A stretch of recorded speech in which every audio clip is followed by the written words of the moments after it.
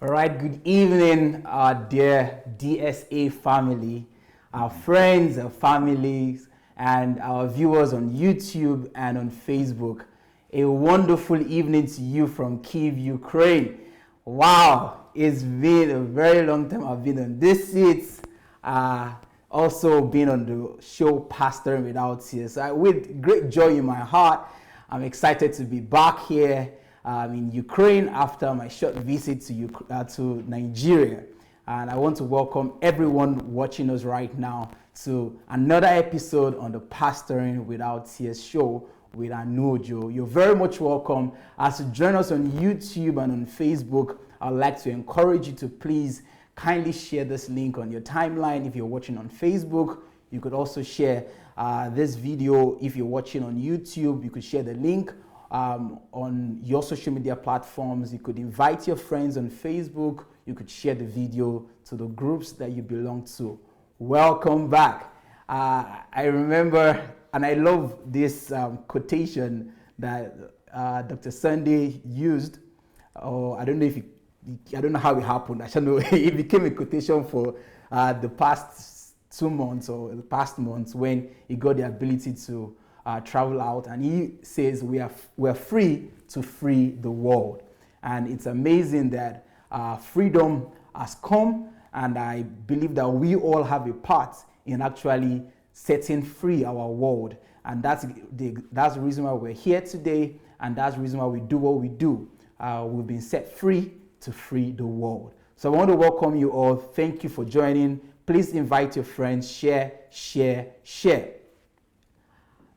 Something interesting about Dr. Sunday is that he's a man of systems. And despite the fact that he wasn't on ground, in Ukraine, the live shows kept on rolling, new videos every day. Although I couldn't follow up because of the Nigerian internet issue, but I kept on seeing the notification. And also he was releasing new books, of which this you can see on your screen, titled, it's an interesting title, Forget About Passion.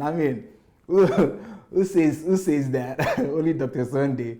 But the most important part of that title is what is so bold to our faces, which says, obsession is supreme. So forget about passion, obsession is supreme. Forget about passion, obsession is supreme.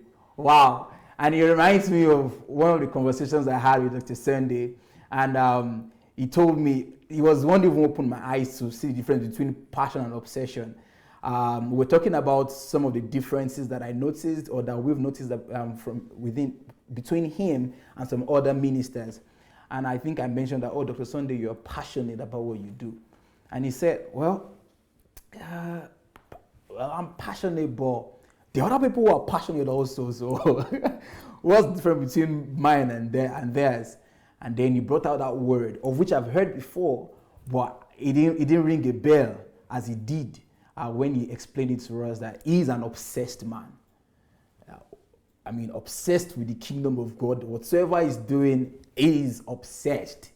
And you see it in everything he does. And I was like, Pastor, that's true. I thought passion was the height. I thought passion was, okay, just be passionate about what you're doing. But then when you open our eyes to see that obsession is supreme. And then now there's a whole book. There's a whole book to bring everyone who cares about one of the key ingredients or the key secret of Dr. Sunday, which is that title right there, that obsession is supreme. For anyone who cares or who is willing to know about this subject, you could get this book for free by subscribing to Amazon Kindle Unlimited, or you could order for the book on Amazon Kindle or Okada Books. And if you're in Nigeria and you want the hard copy, you could write, or you could order for it on dsabooksplanet.com. Well, you all can already see Dr. Sunday.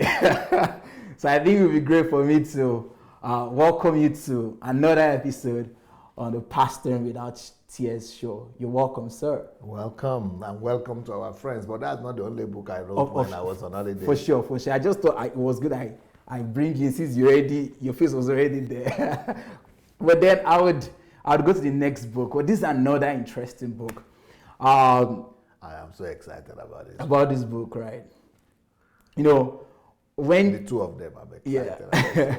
when you had a teaching on truth, and I think that's one of the things that myself and Victor we said to you during our first months of meeting you, that it's interesting how you just take a word, and from that word you build a planet, a whole planet from it. I'm like, no, you know, who teaches on just one word, truth, and then he has over 20 hours. Over 100 hours of teachings. Can you imagine on just truth? I mean, if you're listening to 100 hours, that is like bachelor's degree in a university. Wow. But that's how almost that's pretty much how you take time to really build on just one word. And look at this, the title of this book is an interesting title. The Supremacy and Preeminence of Truth. The Supremacy and Preeminence of Truth. And right under there, you'd see there, the pastor says, exalt the truth above yourself. Exalt the truth above yourself. I mean, books like this, I don't know. First, titles like this, before we even get to the contents, titles like this are rare to come by, where people are talking about the supremacy and preeminence of truth. Even the construction of the language. Even the language, I mean, you hardly hear about it. I mean, just having gone through the course on truth, like you mentioned, I see why this book needs to infiltrate every segment of our lives and of our world. Because I remember one of your quotations, and it says, I mean, when truth is falling, nothing else can stand. So if we look at everything we're doing, when truth is not upheld, when truth is not supreme, when truth is not taking preeminence, you've told us that the authority will become, anything that is authority will become the truth when the truth is not authority. So this book is a must read for everyone listening to us today. You could, like I said for the previous one, you could order this book for free, read it for free by subscribing to Amazon Kindle Unlimited. You could also order for the book on Okada Books or dsabooksplanet.com. These books are available there, and it will be great if you dive into these books and begin to eat from the wealth of knowledge and revelation that are embedded in that book. Once again, the title of the book is The Supremacy and Preeminence of Truth. Dr. Sunday, you said these books are making you excited. And I remember just while I was announcing the first one on obsession, I could see the excitement already. And even announcing this book on truth, it's like you cannot hold yourself back. Can you tell us why do you say that you're excited about these two books? Which one do you want to begin with? Let's start with the book on obsession. Can we have the book on obsession, please? All right. I think the book on obsession talks about itself, because the title, I tried to come up with the title to really communicate the importance, which is forget about passion. Obsession is supreme. Wow. So forget about passion. Because when you listen to motivational speakers, everybody's talking about passion. I mean, from when I was in secondary school, I've been hearing passion. You have to be passionate, passion. Then when I started listening to people, people emphasize passion. But with my wealth of experience in life, in my 20s, I struggled with passion a lot. Because I used to have passion, then passion, it will go dim down. It will go, I will have passion for God, then, especially after going to some meetings and hearing some messages. I will be passionate. Then 3 days later, I've come back to norm. Yeah. And it happened always like that. And not just when it comes to God, many different things. Anything that where I'm engineered and wired and influenced, passionate. I become passionate. But passion could only last me for so long. Then, in my 30s, I was looking for strategies and ways to make my passion abide. By the time I was through solitude and things like that, I was able to discover the secret. By the end of my 30s, in my 40s, I discovered that there is a higher ground than passion. I stopped struggling. I'm in peace. You live with me, you know. Am I not in peace? Of course. No matter what is happening. Yeah. And anytime I talk, anytime I go anywhere, it's like I'm always ready. I don't have mood switch going up and down. No. Obsession is supreme. Wow. So why am I excited?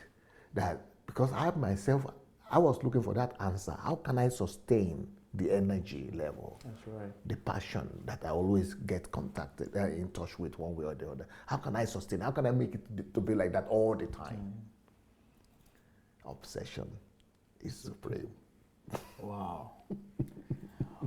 But that's definitely a real problem that I think anyone who is going to be sincere, we all face that. We get pumped up, we get fired up, especially anyone that listens to your message. Your messages are enough, like It ignites fire. Yeah, it ignites fire. And I'm sure our viewers will definitely bear me witness. You listen to some messages and you're like, man, I'm so going to take over the world. And then you get so passionate, and then you start with some things, you start your maybe self-education, and then maybe it keeps on for maybe a few days or a week, and then you just lose it. And then you're looking for another opportunity to get fired up again, and then you lose it. And now that you're saying that it took you 40 years. Not 40 years, because I started looking for that answer since I was 25. 25, okay. You know, maybe let's say from 20. 20 years. Yeah, so it took me for 20 years. For 20 years, wow. And that's one of the amazing things about books, Dr. Sunday. And the truth is that we should be more excited about it than you, because books offer us the rare opportunity to, in maybe an hour, obtain 20 years of life experience. And that's exactly what you're offering to us in this book. The obsession is supreme. We should forget about passion. What took you 20 years to discover, on how we can, like you said, be at peace. No mood swings, no... always on the high. Yeah, always on the high. And that's exactly your reality, Pastor. It's almost like, if you meet Dr. Sunday, it's almost like there's nothing happening to him. It's almost like he's not living in this world. Like, nothing gets him perturbed. I don't know how you do it. You know, sometimes I study you and I look at how I don't know. Sometimes it blows my mind, because I'm like, if I'm the one who was in this situation, Dr. Sunday, I would say, please, can you give me 2 minutes or 3 minutes for me to come back to myself. But Dr. Sunday is like, people will not understand, but it's like something that should trigger you for you to maybe lose just get annoyed because someone is not doing what they're meant to do well, or someone is frustrating you. And it's like, okay, let's do what we have to do. And this, something happened maybe a few weeks back before I left, that something that should have taken us maybe 10 minutes or 15 minutes, it took us an hour. And this was not because of you, but it was, of course, One of the staff. One of the staffs. And what should have taken us 10 minutes took us an hour, and you were still composed. You still delivered, did the video with the same intensity, even though we had to like start over and over and over again. Now I see that an obsessed man is always on the high. On top of It's always situations. on top. Wow. Well, I'm going to read you. I'm going to conquer you. I'm so going to conquer you. Just wait for me. Conquer this book. Of course. Of course. All right. And I a don't lot think of people ask me questions about About how come you are always on the high. Yeah. So why am I excited about this book? Is because at last I have a reference point. I can refer people to say, okay, go and read it. yeah, you have the answer. Get Don't it. go ask me again. Go get the book. Go and read it. And that's one of the reasons why I write all these books, because I don't want people to be asking me questions or that I've already answered. So I rather give them answers. So everybody can go and get the answer. Even when I'm gone, people can still go and get answers. Beautiful, beautiful, beautiful. Amazing. Well, the answers are there, dear viewers. I love the title of this book. Forget Forget. about passion. Forget about it. Obsession is supreme. Obsession is supreme. Forget about passion. Obsession is supreme. Wow. Yeah, yes, you're an obsessed man, you know. Yeah, you're an obsessed man. And it doesn't take so much for anyone to recognize that you're an obsessed man.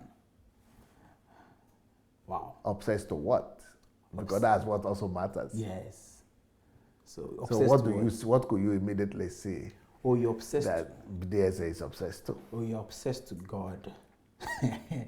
That's for sure. You are obsessed with God, and you're obsessed with, or to, the kingdom of God, which definitely has to do with replicating the kingdom of God here on earth.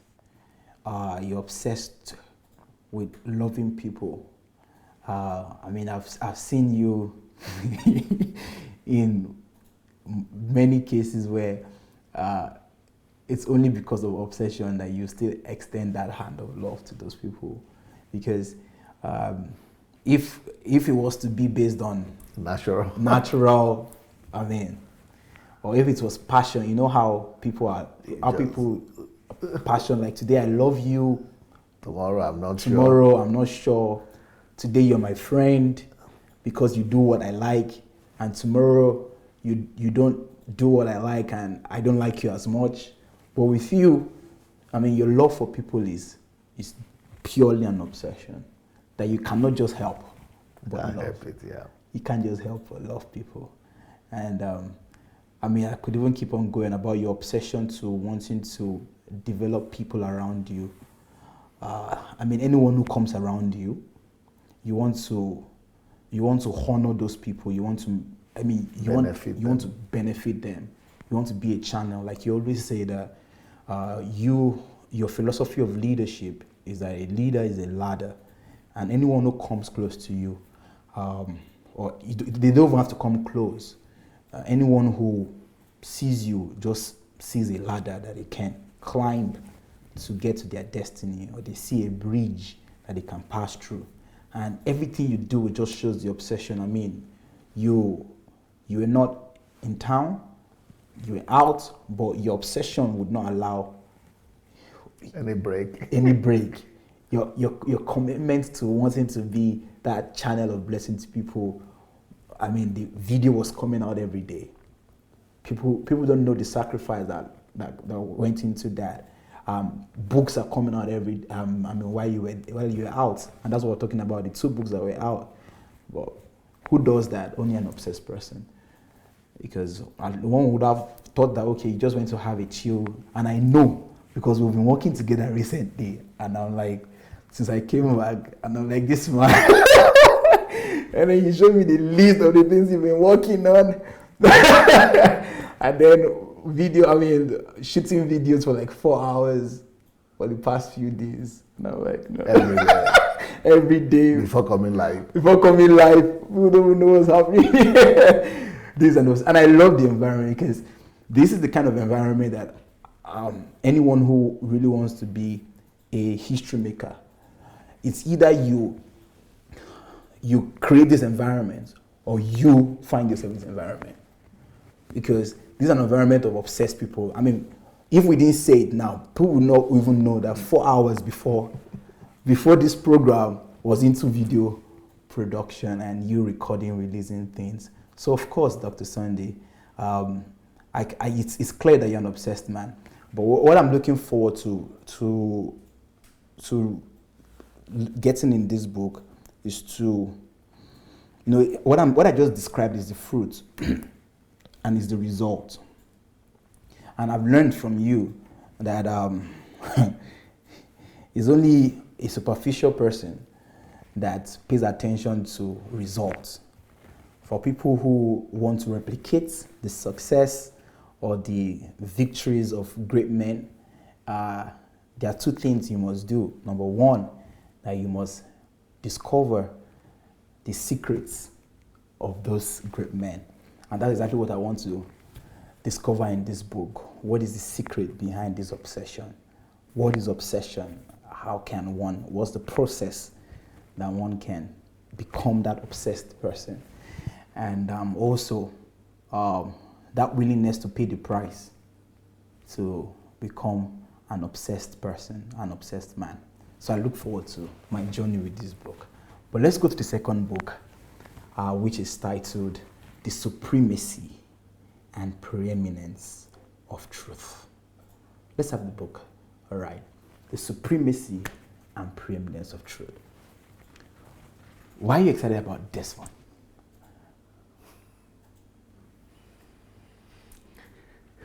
I'm excited about this one because truth is the most important reality in life.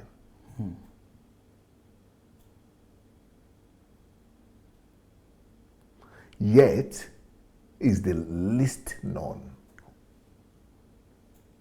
reality. If we talk about passion, people know about it. They might not know about obsession, at least they are close. Yeah.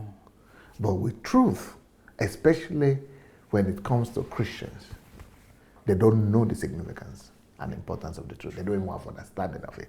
If you ask Christians what is truth, the best they will tell you is that Jesus is the truth. That's true. But in practical life, what about in reality? What about in reality? What is truth? How do you manage truth? And how does truth function? And people cannot talk to you more than for 5 minutes or 2 minutes about it. But this book is about 200 pages book.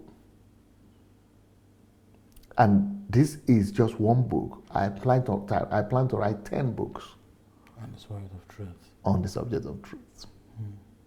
I've written one, truth, non-truth, and lies. This is the second one, the supremacy and preeminence of truth. And I still have a journey before me of 8 more books to go. Wow. Just to open the eyes of my generation to the relevance and importance and inevitability of truth, the dominance of truth. You see, people don't even know that the only basis for actions or reaction must be truth only. It shouldn't be your parents, shouldn't be your wife, shouldn't be your children, shouldn't be your thinking, shouldn't be your emotions, but truth.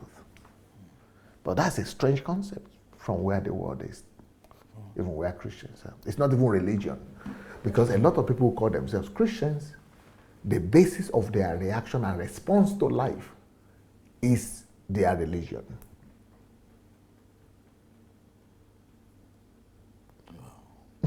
And not truth. Because that's interesting. Not truth, yes. That is why people will always be biased. And that's why people will struggle with me. That why should you celebrate the same way a Muslim as you will celebrate a Christian, your brother? Why will you not have preference?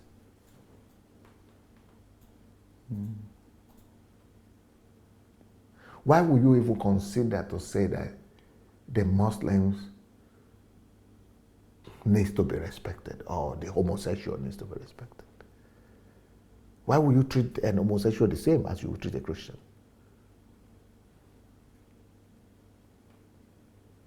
People are too far from how things are supposed to run in life, because they don't have a, what do you call it, compass. Most people don't live by any compass in life at all. But the compass of life is the truth. And one thing about compass is, it doesn't matter where you are, what you do with it, it will always point to one direction, which is the north. The compass of life is that compass of life, that thing it's pointing to all the time is the truth. But people don't live by compass. They're not even aware that life has a compass. Maybe I should write that book. The Compass of Life. Truth, the compass of life. Of course. Yeah, because no, you're really speaking some real deep. I mean, this is the mind of a philosopher, because you're challenging ideas and ideologies and status quo. Because one thing that you said that really and made me really see that you're really speaking some philosophical stuffs that are deep is you saying that a lot of people live their lives and their actions and reactions, responses are based on their religion and not truth. Most of the time, they are, those things you mentioned, they are based on their preferences. On preferences. On their interests. Or their feelings. Yeah, or on their opinion. But only one thing that everything should be based on, like the compass. Yeah. Compass. On truth. Or people, how many people know that? That's why the title. Now you can get the reason why. Connect what I've just said down to those words. Yeah. So the first word is the supremacy. Which means the truth must be superior to everything. Even to your religion. To your religion and everything. Wow. Even to your own preference and your feelings. You get where that one is now coming from. Wow. Because if you turn the compass like this, because the supremacy of the compass goes to the north. So if you put it under the environment of your religion, it will turn its back and go to the north.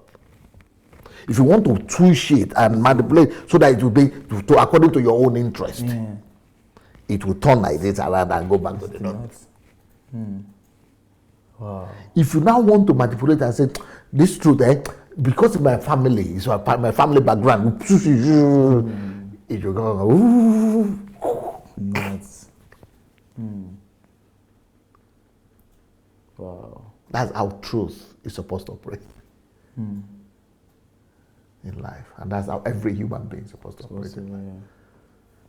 So when you look at those two words, they're powerful words, of course. But if you just read them like this, without this explanation I just gave, you would think they're just some bombastic words. Just using some grammar. Some vocabulary. Wow. But you know it's not vocabulary. Of course. It is an attempt to convey the essence of what I'm trying to communicate. Wow. That's amazing. I love the compass. I love the compass analogy that you use. Amazing. My brain is working, definitely. You see, so that's what you get when you're with the custodian. Yeah, you start processing stuff, and I like it because, and that's one of the things I love about you when you speak is your ability to create pictures in the mind of people, because that picture you've created in my mind right now cannot just leave me because I just have the picture right now, and then juxtaposing that picture or that compass, the picture of a compass as it regards direction with a compass now for life. And the compass that shows north, this one for life shows truth.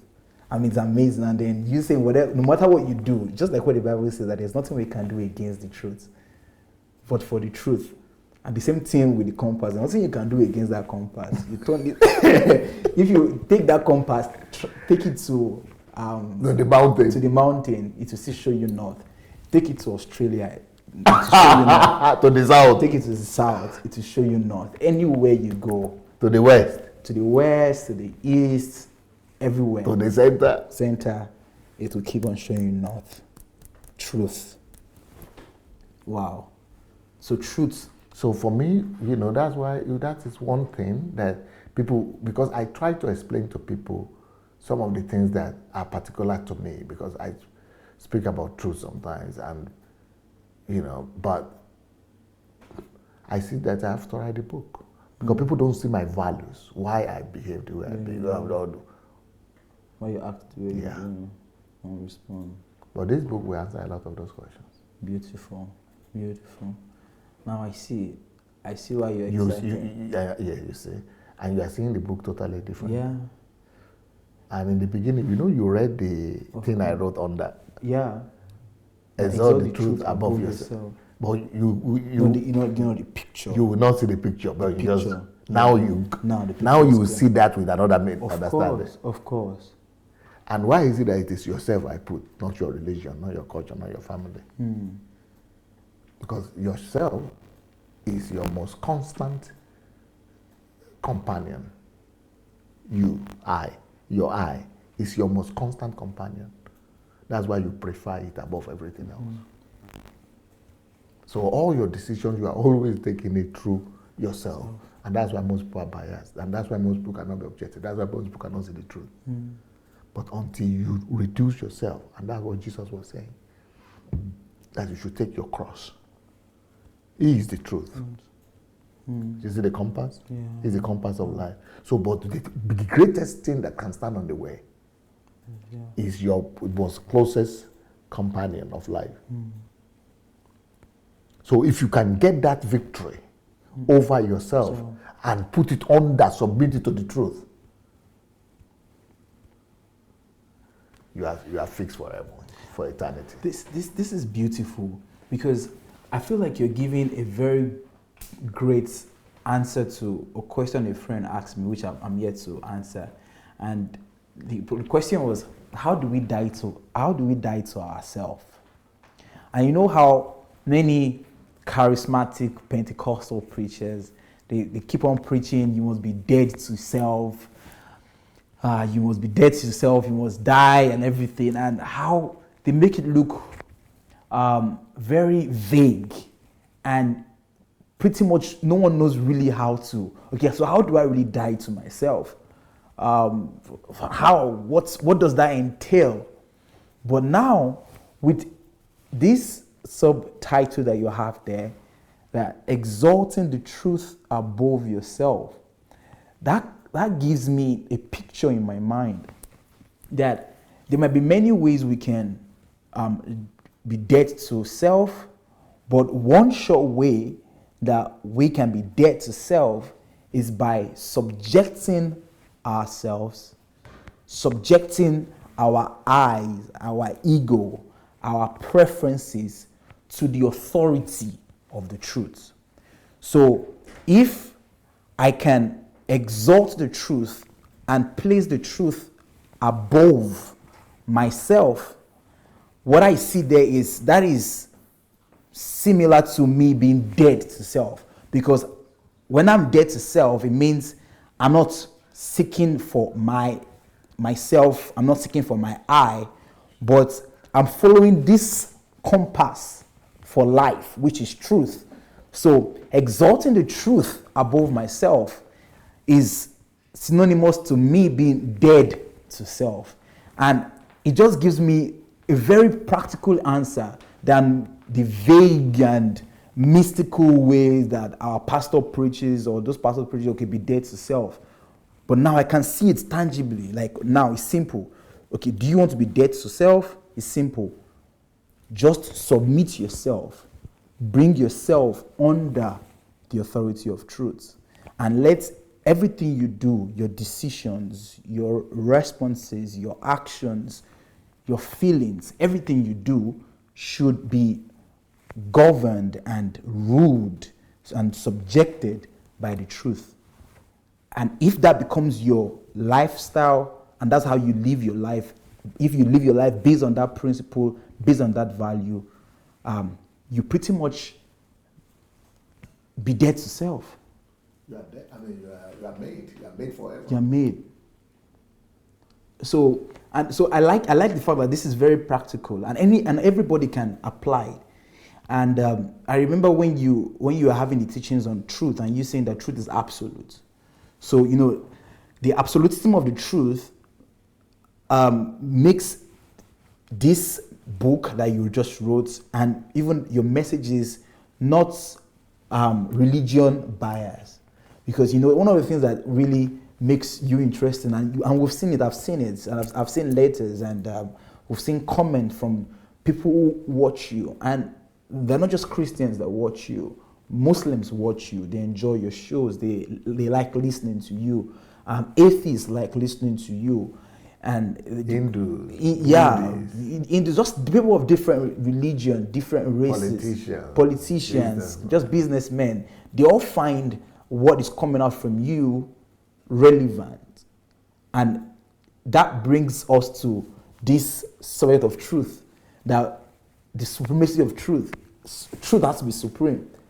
And all that you're releasing, everything you're doing is under the confines of truth. So it's absolute.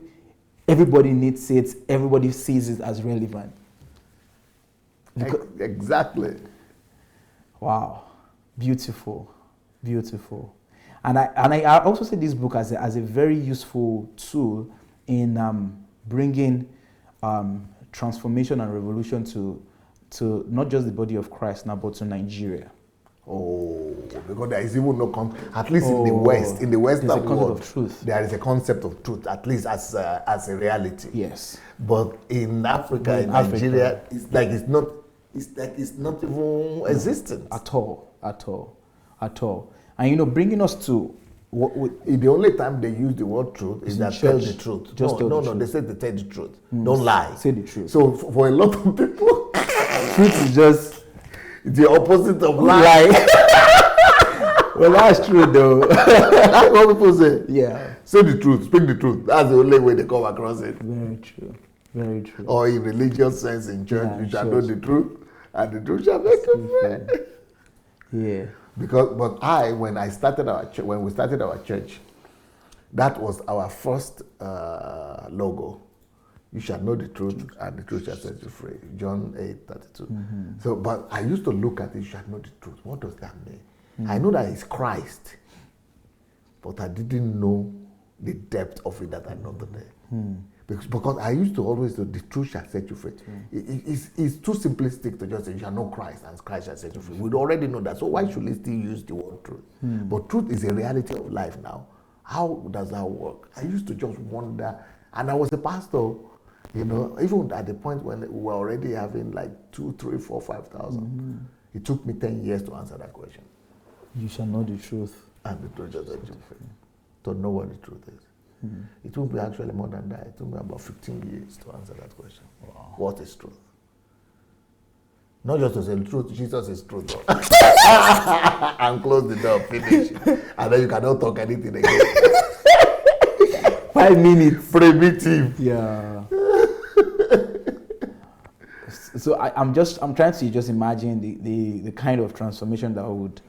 It took me 15 years to come up with that kind of teaching, and that this truth series on my YouTube, Go and look for it anywhere. Of course. Go to Harvard, go to Oxford, you might not find those things. Go to theological school, anyone, you are free. Wow. I'm just having some flashbacks right now. Okay, first, before I talk about my flashback, I want to just speak to our viewers who are watching. This is Pastoring Without Tears, and I'm so happy to be here. I mean, I've missed this. And I'm happy that you're watching us today. If you've not shared this link, I'd like to encourage you to please go ahead and share. We've been talking about these latest books of Dr. Sunday. The first one that you can see on your screen is Forget About Passion. Forget about it. Forget. Obsession is supreme. Wow. Obsession is supreme. I mean, this is just amazing. Dr. Sunday talked about this earlier on. So if you're just joining us, it would be great if you could go back after the show to listen to what he said. The second book is what we just spoke about, which is titled The Supremacy and the Preeminence of Truth. The Supremacy and the Preeminence of Truth. And what you can see right there as a subtitle is Exalt Truth Above Yourself. All these books are available right now for free if you're a subscriber of the Amazon Kindle Unlimited. And if you want to get the books in Nigeria, you could order for the books on Okada Books, or you could order the hard copy on dsabooksplanet.com. All right, Dr. Sunday. These books are amazing. And I was about to talk about the flashback I had while we were having the conversation when we were doing this series. When you're having the series on truth, and you asked us a question that time. I think it was myself, Mayo, and somebody else. And I think the title that day was "What Truth?" Okay, truth. That what truth is or what truth is not. And then you were asking us. We're like confused. We couldn't even think, because you're asking us what truth is and what truth is not. We're just saying some 1, 2, 3, 4, 5 things, just mumbling things, because the concept of truth, like you said, so strange. It's strange, like what truth is not. Sometimes it's even, if you're looking at it with grammar, it almost sounds like, this is the same. What truth is not. I mean, what truth is what truth is not.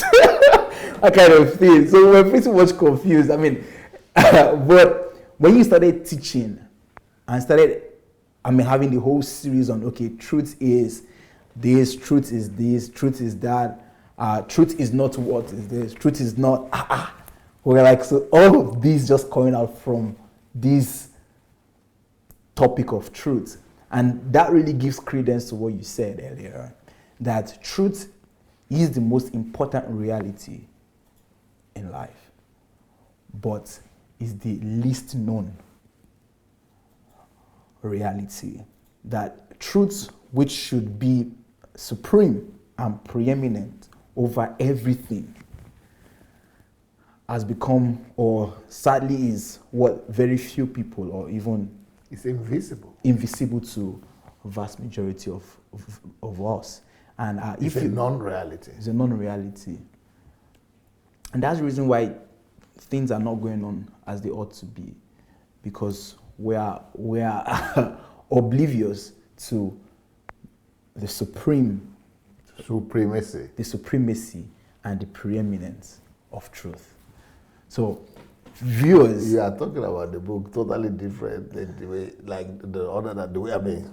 compared to the way you started. Because you had spoken about the book in the beginning. Yeah, light has come. That's one of the things that I love about it, because I've not read the book, and I just when there's light and the power of picture, it's like a game changer. It makes you see. It gives you understanding. now you're able to make use of what you've received, because you could just read the title, even without reading the content. Just read the title, okay, the supremacy and preeminence of truth. That just sounds like an English sentence. Combination. Just a combination. Okay, yeah, the supremacy and preeminence of truth. Without any vivid and clear picture, you won't be able to. It doesn't make sense, and you won't be able to apply it as such to life and to reality. But no, when I asked you to give an explanation as to why you were excited about the book, and then you began to explain just the title and the essence of the book, then I got a picture that, wow, this is pretty much a compass to life. And I know how important a compass is in anyone who is on a journey. Because without a compass, you're lost. I mean, you keep going around the same location. You keep going around and you never get to your destination in life. You just get lost. And for me, I'm able to see that, okay, yeah, I think it's because we are ignorant of the supremacy and the preeminence of truth. That's why many of us are lost. That's why many of us make our decisions based on our parents, based on our family, based on our religion. And we make these decisions, and then we get to a point where we're like, why did I get here? How did I get here? And then we start regretting because we didn't follow and we didn't obey the principle of life, that anything we do must be based on truth. Subjected to the truth. Subjected to truth. Not any other thing. So this is pretty much you teaching us how to live and how life should be lived. This is how to live. This is not you just trying to come up with something, but this is how life is designed to be.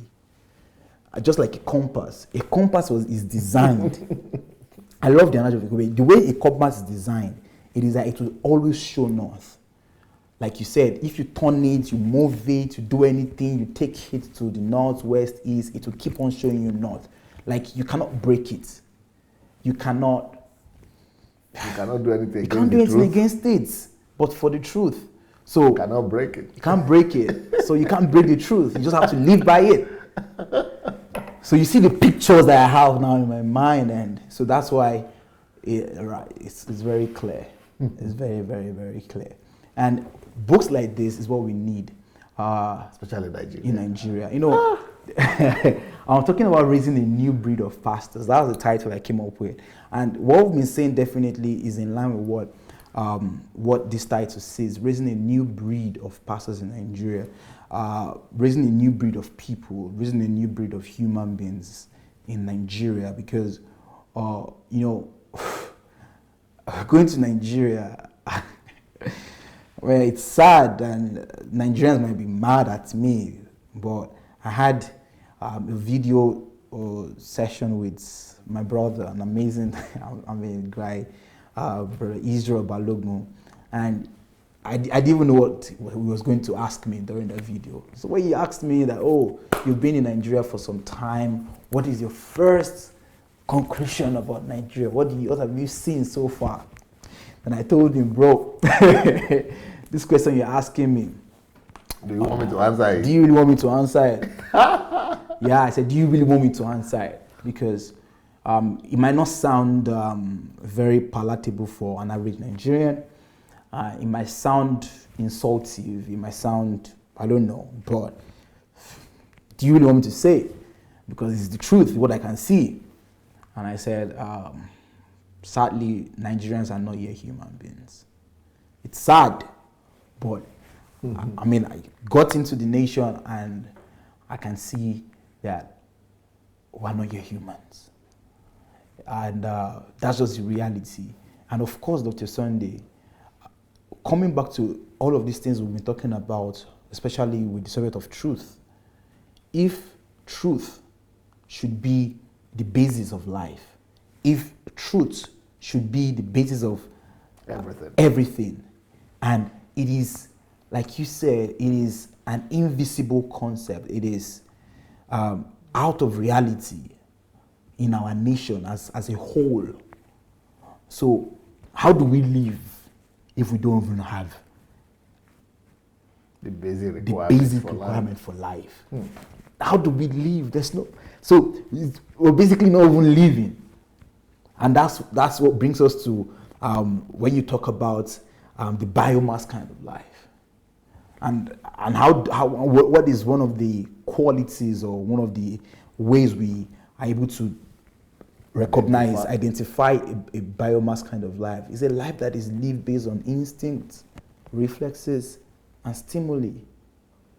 And go to my country, Nigeria, that's how people live. People are living based on their stimulus, based on reflexes, based on their instincts. And those are the kind of human beings we have in Nigeria.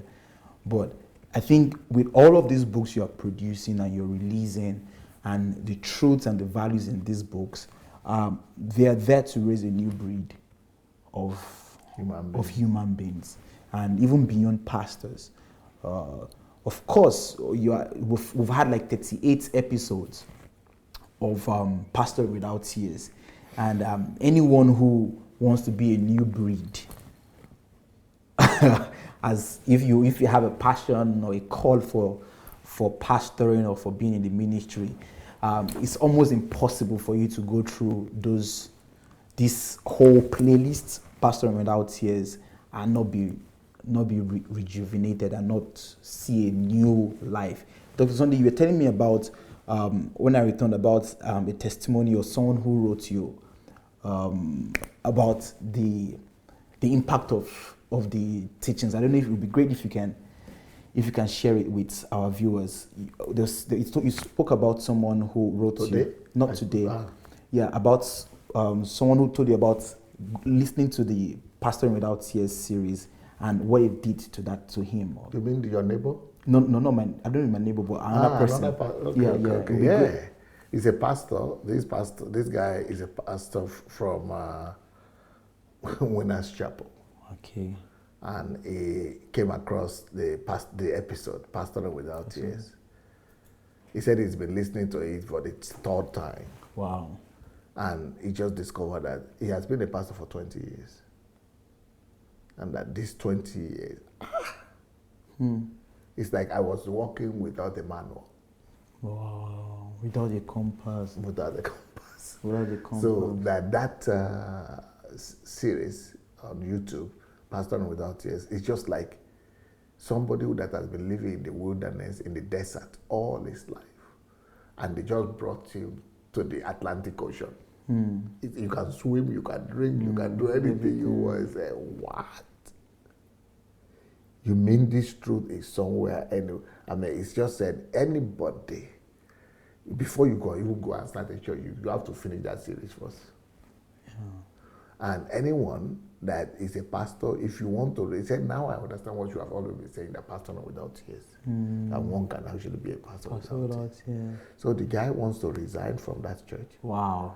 And go and start his own ministry. So he wants to, first of all, he said he wants to equip, he wants to swim, he wants to immerse himself in all that. He said sometimes he cannot even go beyond 4 or 5. He has to keep on repeating to make sure that, yes, this has become part and parcel of him. But that's 38. Wow. There are so many, he said, so many truths, so much truth there. And each one of them is about 2 or 3 hours. So you have to sit down, go into solitude. This is an experienced pastor. Wow. That has been a senior pastor over states. Wow. Well, I mean, coming from someone like that, I think there's really no excuse anymore, because the time where people would say we don't know better because we didn't have anything better. Yeah. I think that has ceased, coming from the fact that you've been releasing a lot, not just with articles that you used to do, but now with even books and now with videos. And good enough, all of these are free, they are available. For anyone who's listening to us, if this is your first time joining us on Pastoring Without Tears, this is the 39th episode of Pastoring Without Tears. And what that means is that we have hours upon hours of more than BSc. Yeah, more than BSc. Can you imagine? So I want to encourage everyone who is listening, because this is titled Raising a New Breed of Pastors. And for real, the testimony of that Dr. Sunday just shared, of the pastor who has pastored for over 20 years in Winners Chapel, been over the States, and saying that, wow, I just want to swim. Like this is They throw him in the river. In the river. After being in the desert. In the desert. Can you imagine?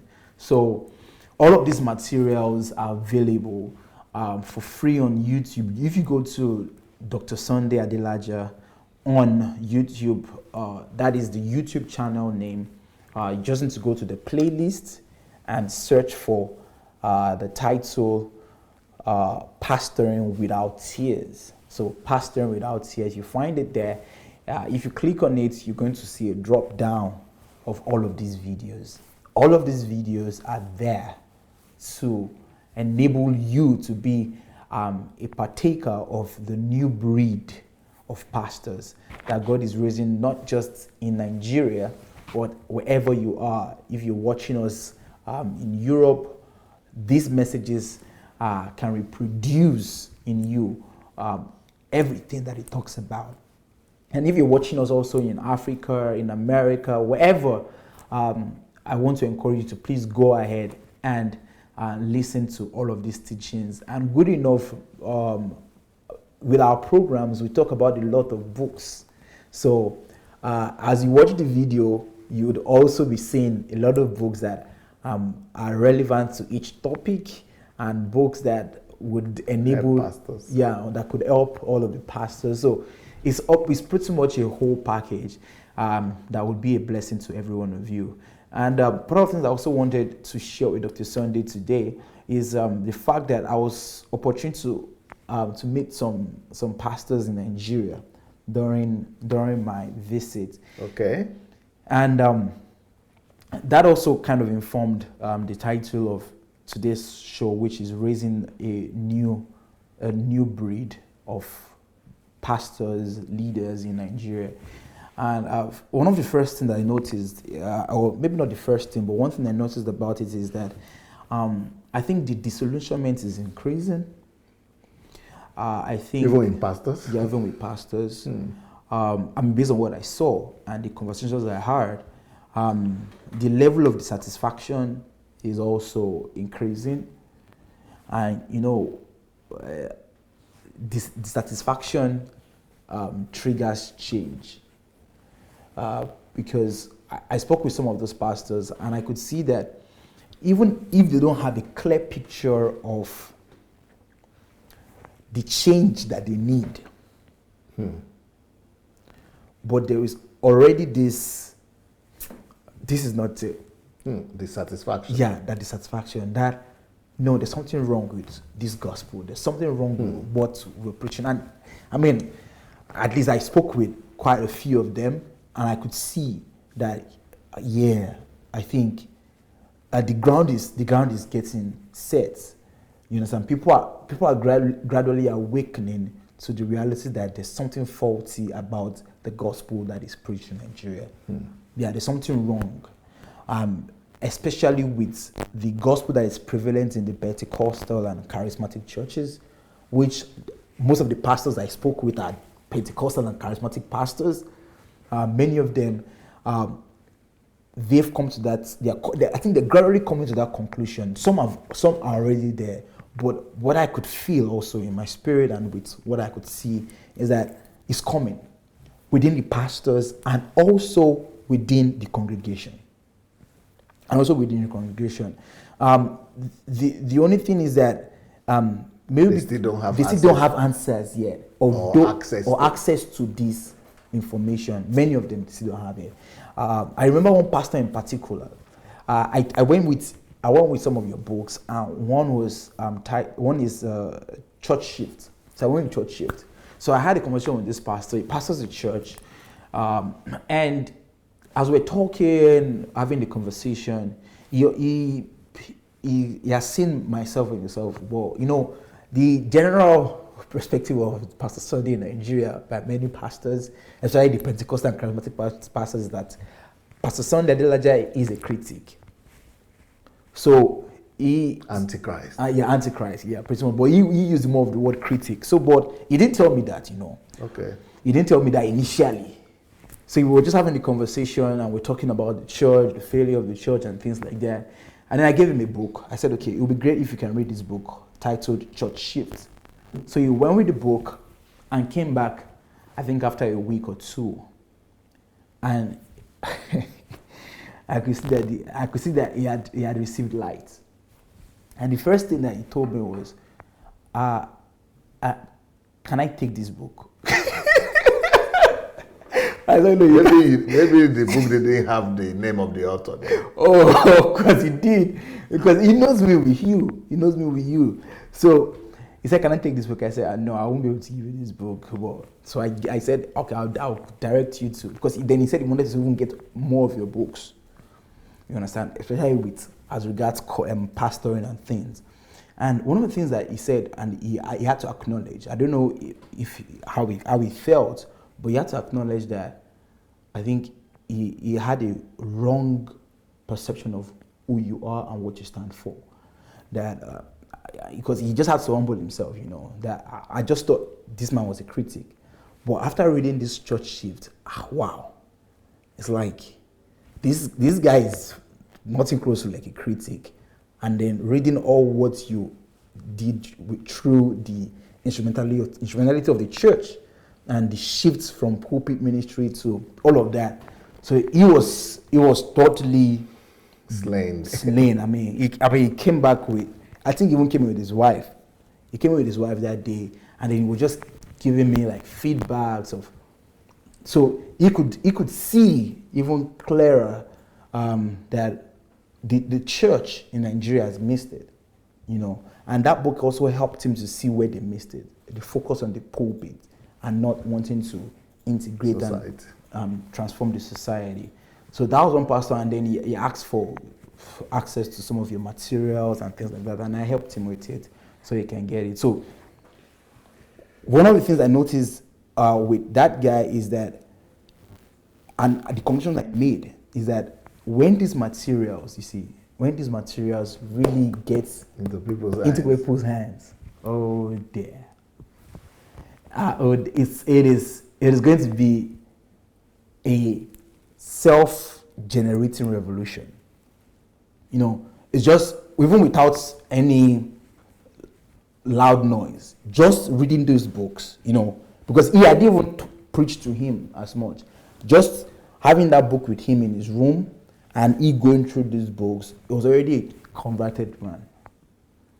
And that's why I say that the dissolution and the dissatisfaction that I saw, or that I could perceive that is happening within the church and the pastors and many of those people, when they find answers to it and they see that, oh, this is exactly what we're looking for. This is what we'll be feeling, that something is wrong. This is what is wrong. This is what needs to be right. Then the new breed of pastors will just keep on having them over and over and over and over again. I met another pastor. Yeah, I was just to say that was one pastor. Yeah, that was one pastor. I met another pastor who, this one, yeah, he follows us. He follows our teachings and in Nigeria. Based in Nigeria. He will find money. Yeah, finds money to listen to the teachings, to find the internet data. Yeah, he does that, downloads it, and was giving me a lot of testimonies about how the understanding and the revelation that he has been getting about church and all of that has helped his ministry and has helped in transforming the society around him. However, one thing he was really talking about, and he shared with me, is how there is, although this is a problem that we are the denominationalism that we have in Nigeria, and the fight not for the society, the fight not for the kingdom, but for the fight for building one's empire is what he seen that is in Nigeria. I mean, he's an active member in PFN, and when he was telling me when he goes to those meetings and he hears what they are conversing, things that they're talking about, is almost like everybody's just there for mammon. You know, it's about the money. It's about how can we partner, or how can one political party meet us in PFN and tell us this is our candidate, and then we can get some money and we can share. You know, that's the kind of conversations that they are having in all of those Pentecostal Fellowship of Nigeria and all of that. And so it was. I mean, I could see a man who is definitely a new breed. You know, someone who has an understanding of the kingdom, and I was really encouraged by it. That at least someone is really listening to us and is able to capture that idea of what the church should be, what a pastor should be, and the role of the church in the kingdom, and the role of the church in the society. And he's not thinking that we are rebels. And he's not thinking that we are rebels, exactly. That we are problem, no? No. So what are his understanding of what we are doing? Does he think we are contributing, or we're just... Of course, you know, one of the things that his assessment. Yeah, his assessment of what we're doing is that the first thing was that he was very appreciative. He was like, wow, thank you so much for what you're doing. Thank yourself, DSA, and the whole team for... First, he was very appreciative of the... I think the way he puts it, he was talking about the boldness of declaring the truth,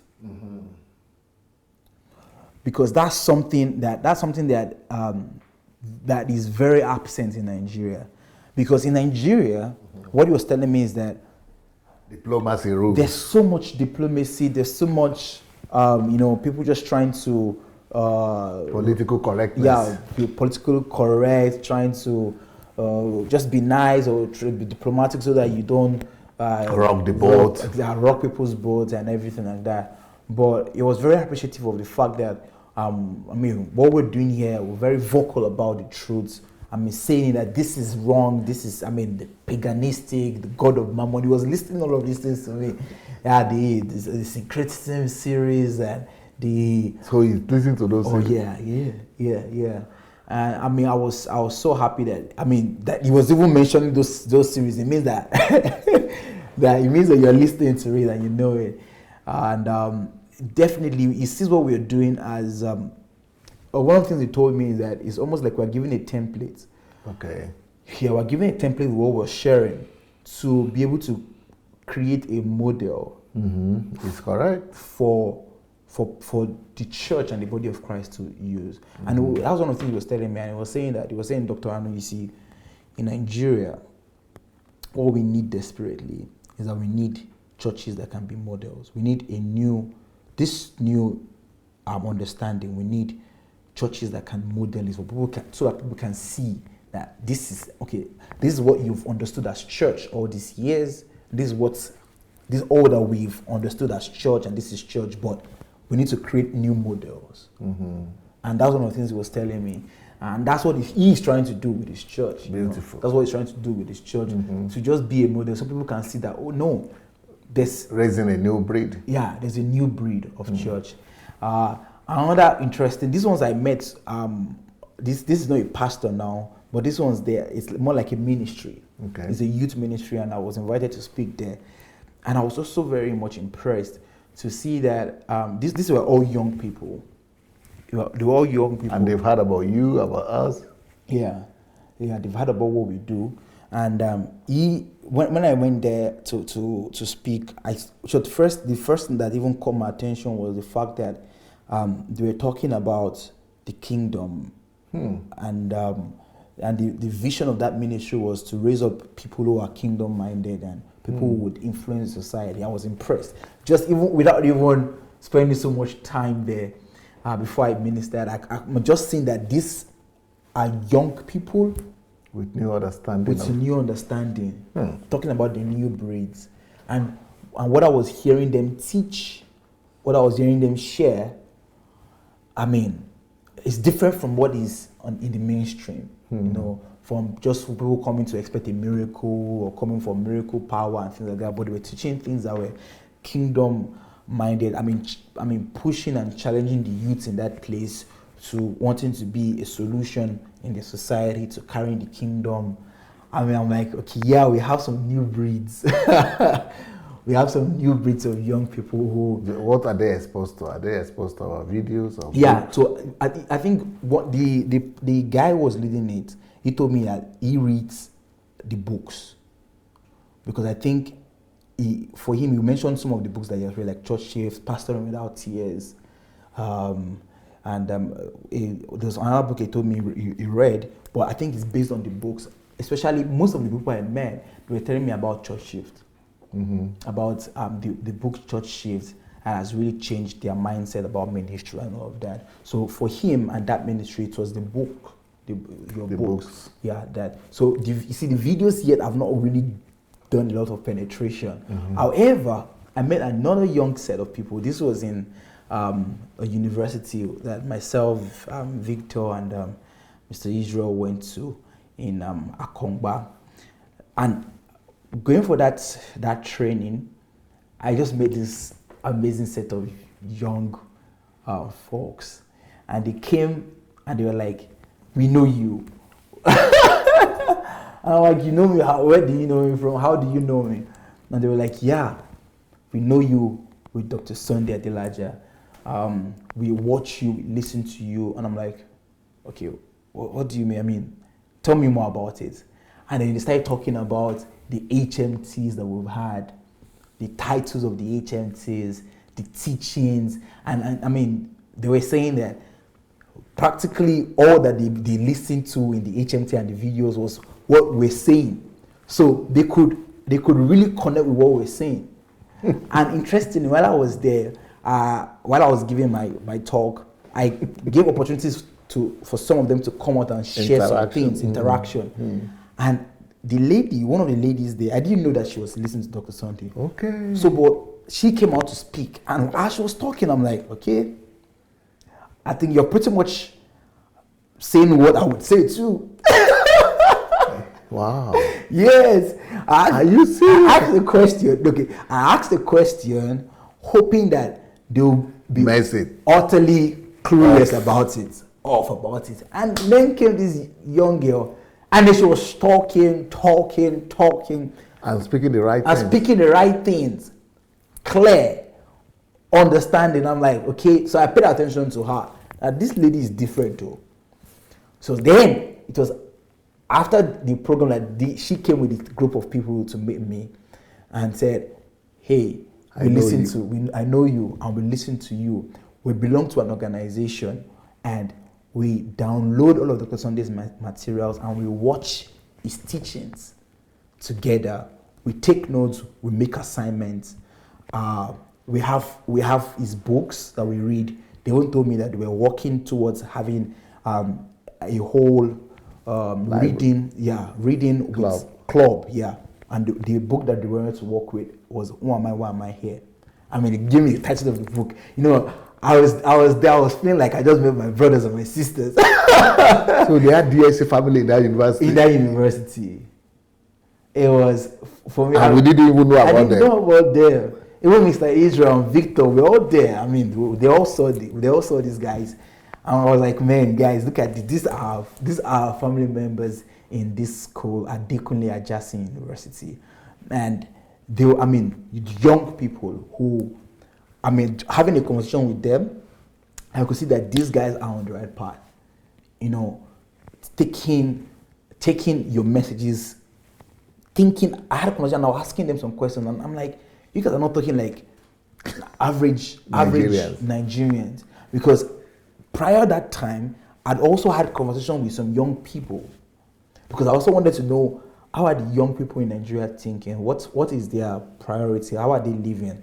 And those ones were just utterly clueless about life. They were just, all they were thinking about is how they can just get money and just enjoy themselves. But here comes this young Set of people. new set of people who were thinking right, who were exposed to these people, and what really made me so excited was because, you know, when we're here, one thing you used to tell me is that, I know, see, I feel like there are some people who we don't know them. Yes. You know, you used to say, belong to this who fold. belongs to this fold, and they're the remnants. And you always used to say, so, because I used to be very concerned that we had the young people, I mean, like me, are they really listening?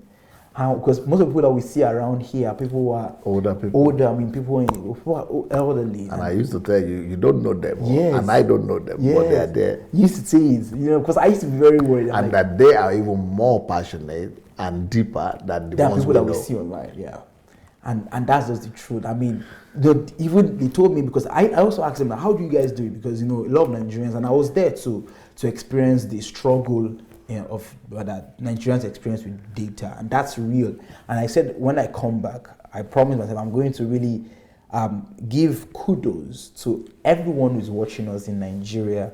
If you follow us live, if you download our videos and you keep up with all of the videos that Dr. Sunday is producing, I mean, real double respect to you, because for me, being in Nigeria for just that short period of time, I say that it only takes people who are really interested in committed to wanting to transform their lives so that they can be also agents of transformation. Those are the kind of people who would not complain about data, complain about not having internet, because these guys, I asked them, I said, especially when they are not working. When they're not working, they're students. So I asked them, how do you guys do it? How do you download? I mean, you're telling me all of these videos back to back. So it means that you're really following us. You're really knowing, I mean, Pastoring Without Tears, agencies, and all of these stuff, and the teachings. Hey guys doing it. And they told me that, this is how we do it too. We have 2 people, three of us who, that's what we do. So we have to stay late in the night.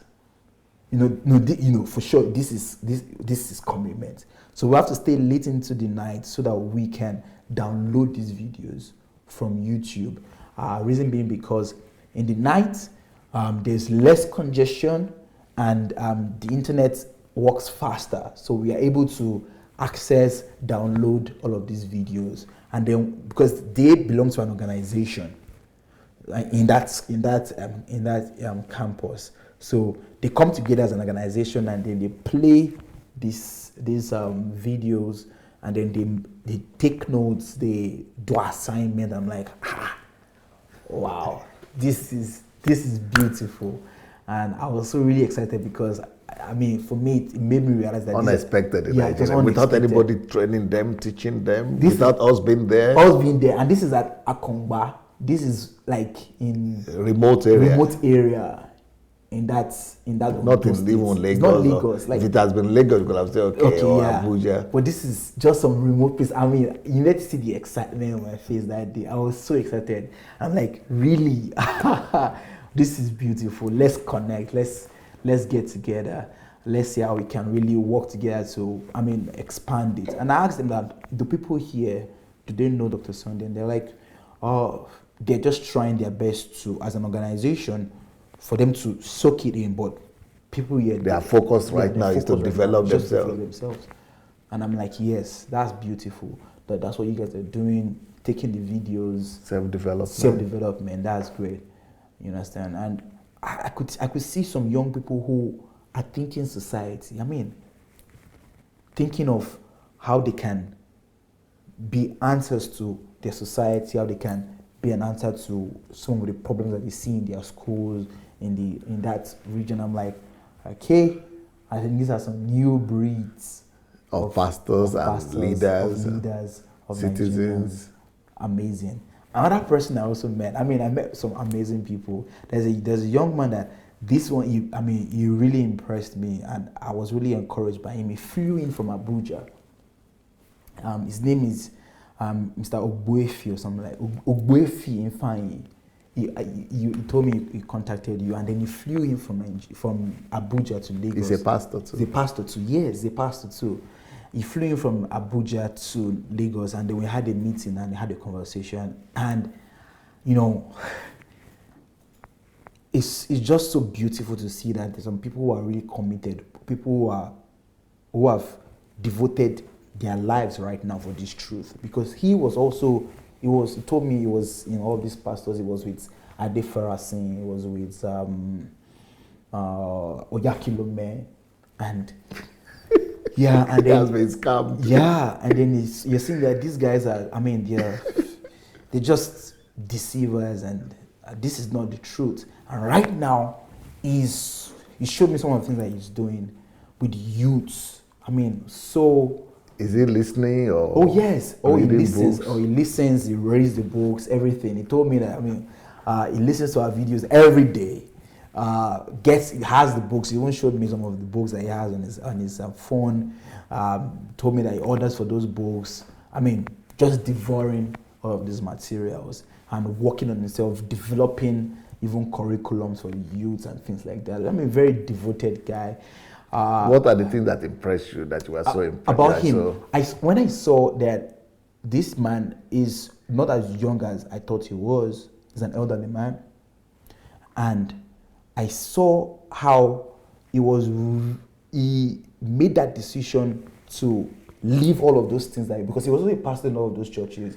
Okay. Because one of the things I always House on the Rock, he was also in Christ Embassy, and he found the light and departed from all those places.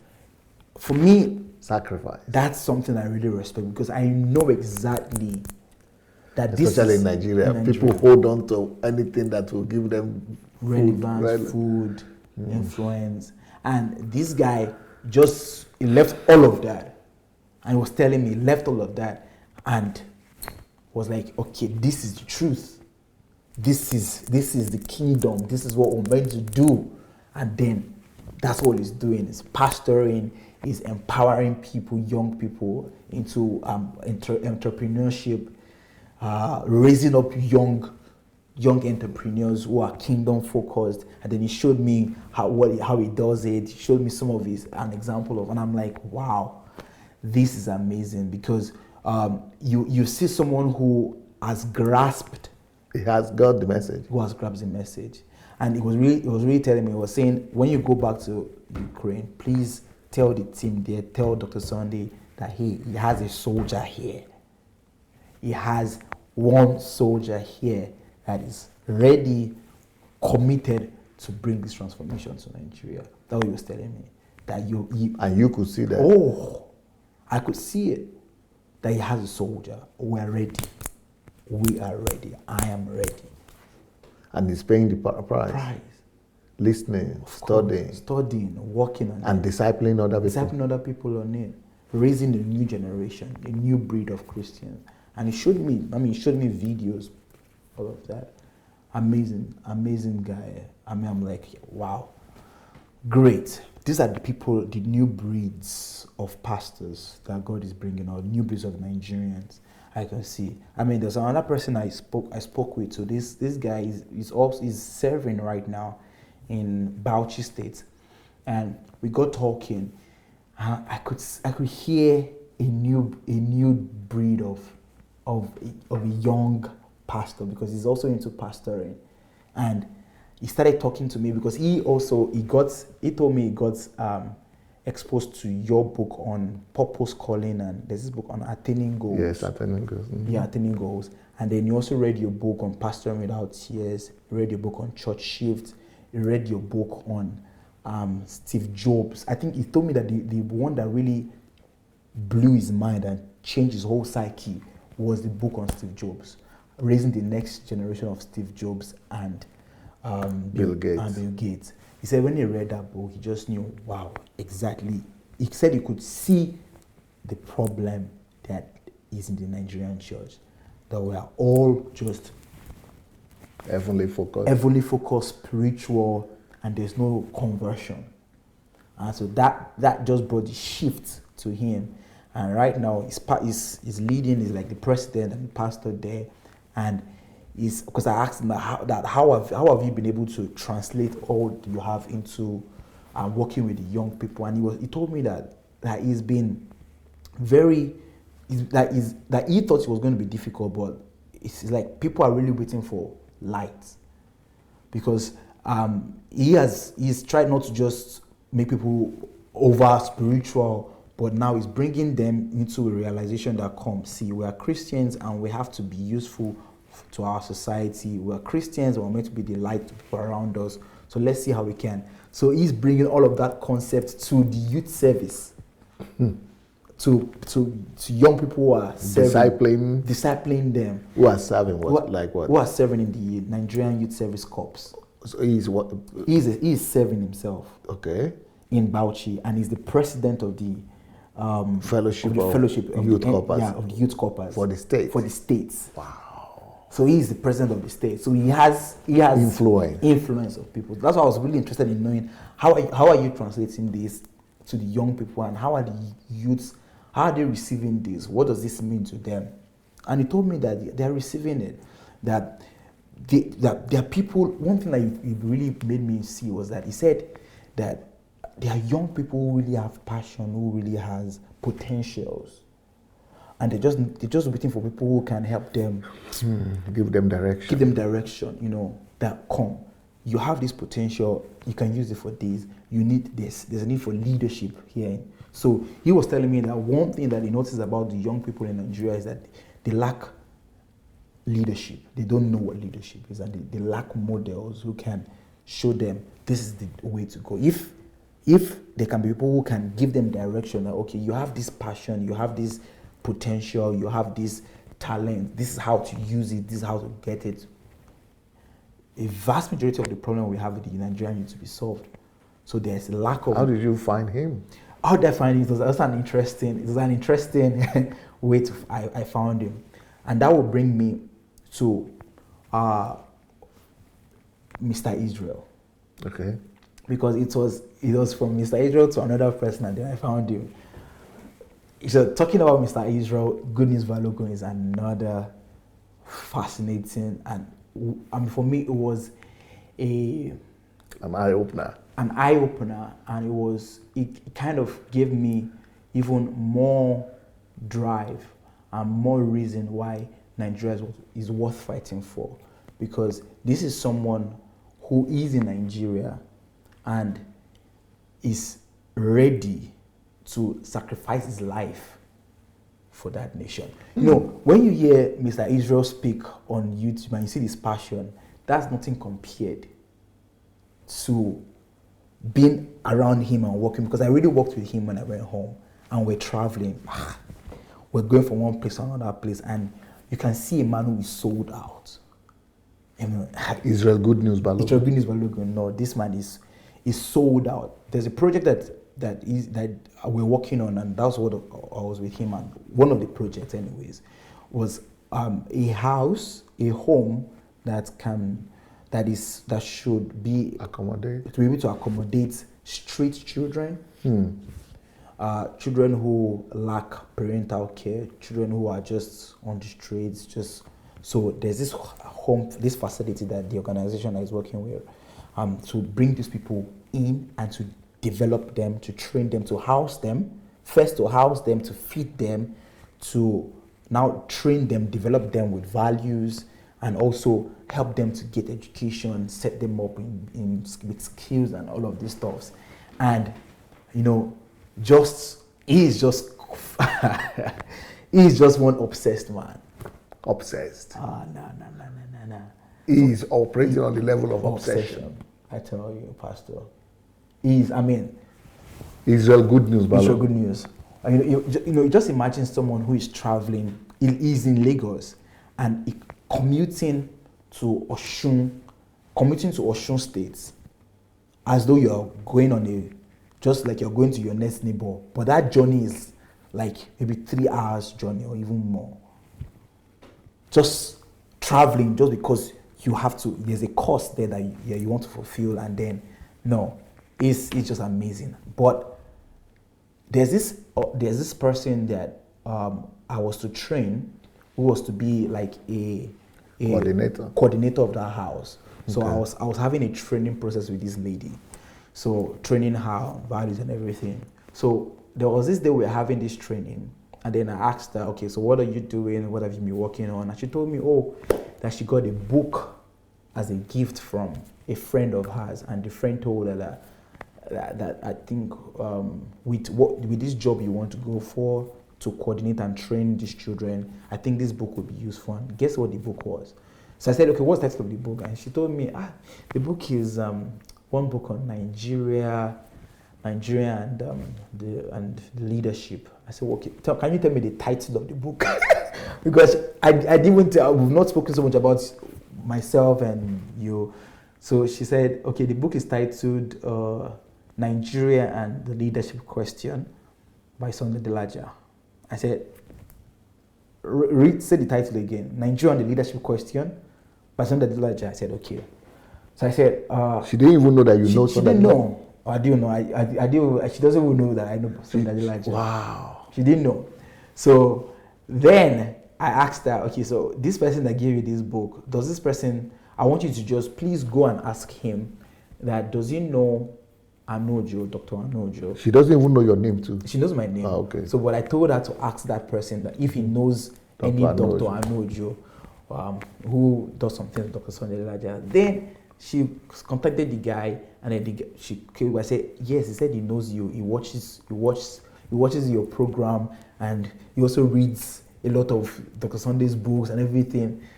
So, so that was how we exchanged contacts. Then I started conversing with the guy. This guy. So you said connect me with that guy, connect or what? With that guy. Oh, of course. I said I want to speak with that guy. Please let me know that guy who gave you this book, who watches our shows, and who reads Dr. Sunday's books. I want to know him.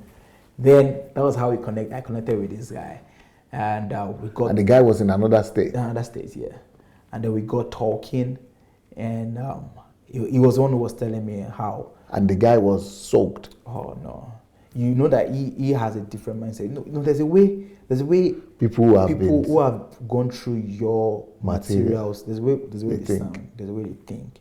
There's a way they approach issues. There's a way they analyze. So because I was asking him questions, and I was just training him questions just to know where he is and what he understands. And I could see that, well, I think God is really raising a new breed. People we don't even know. That we don't know.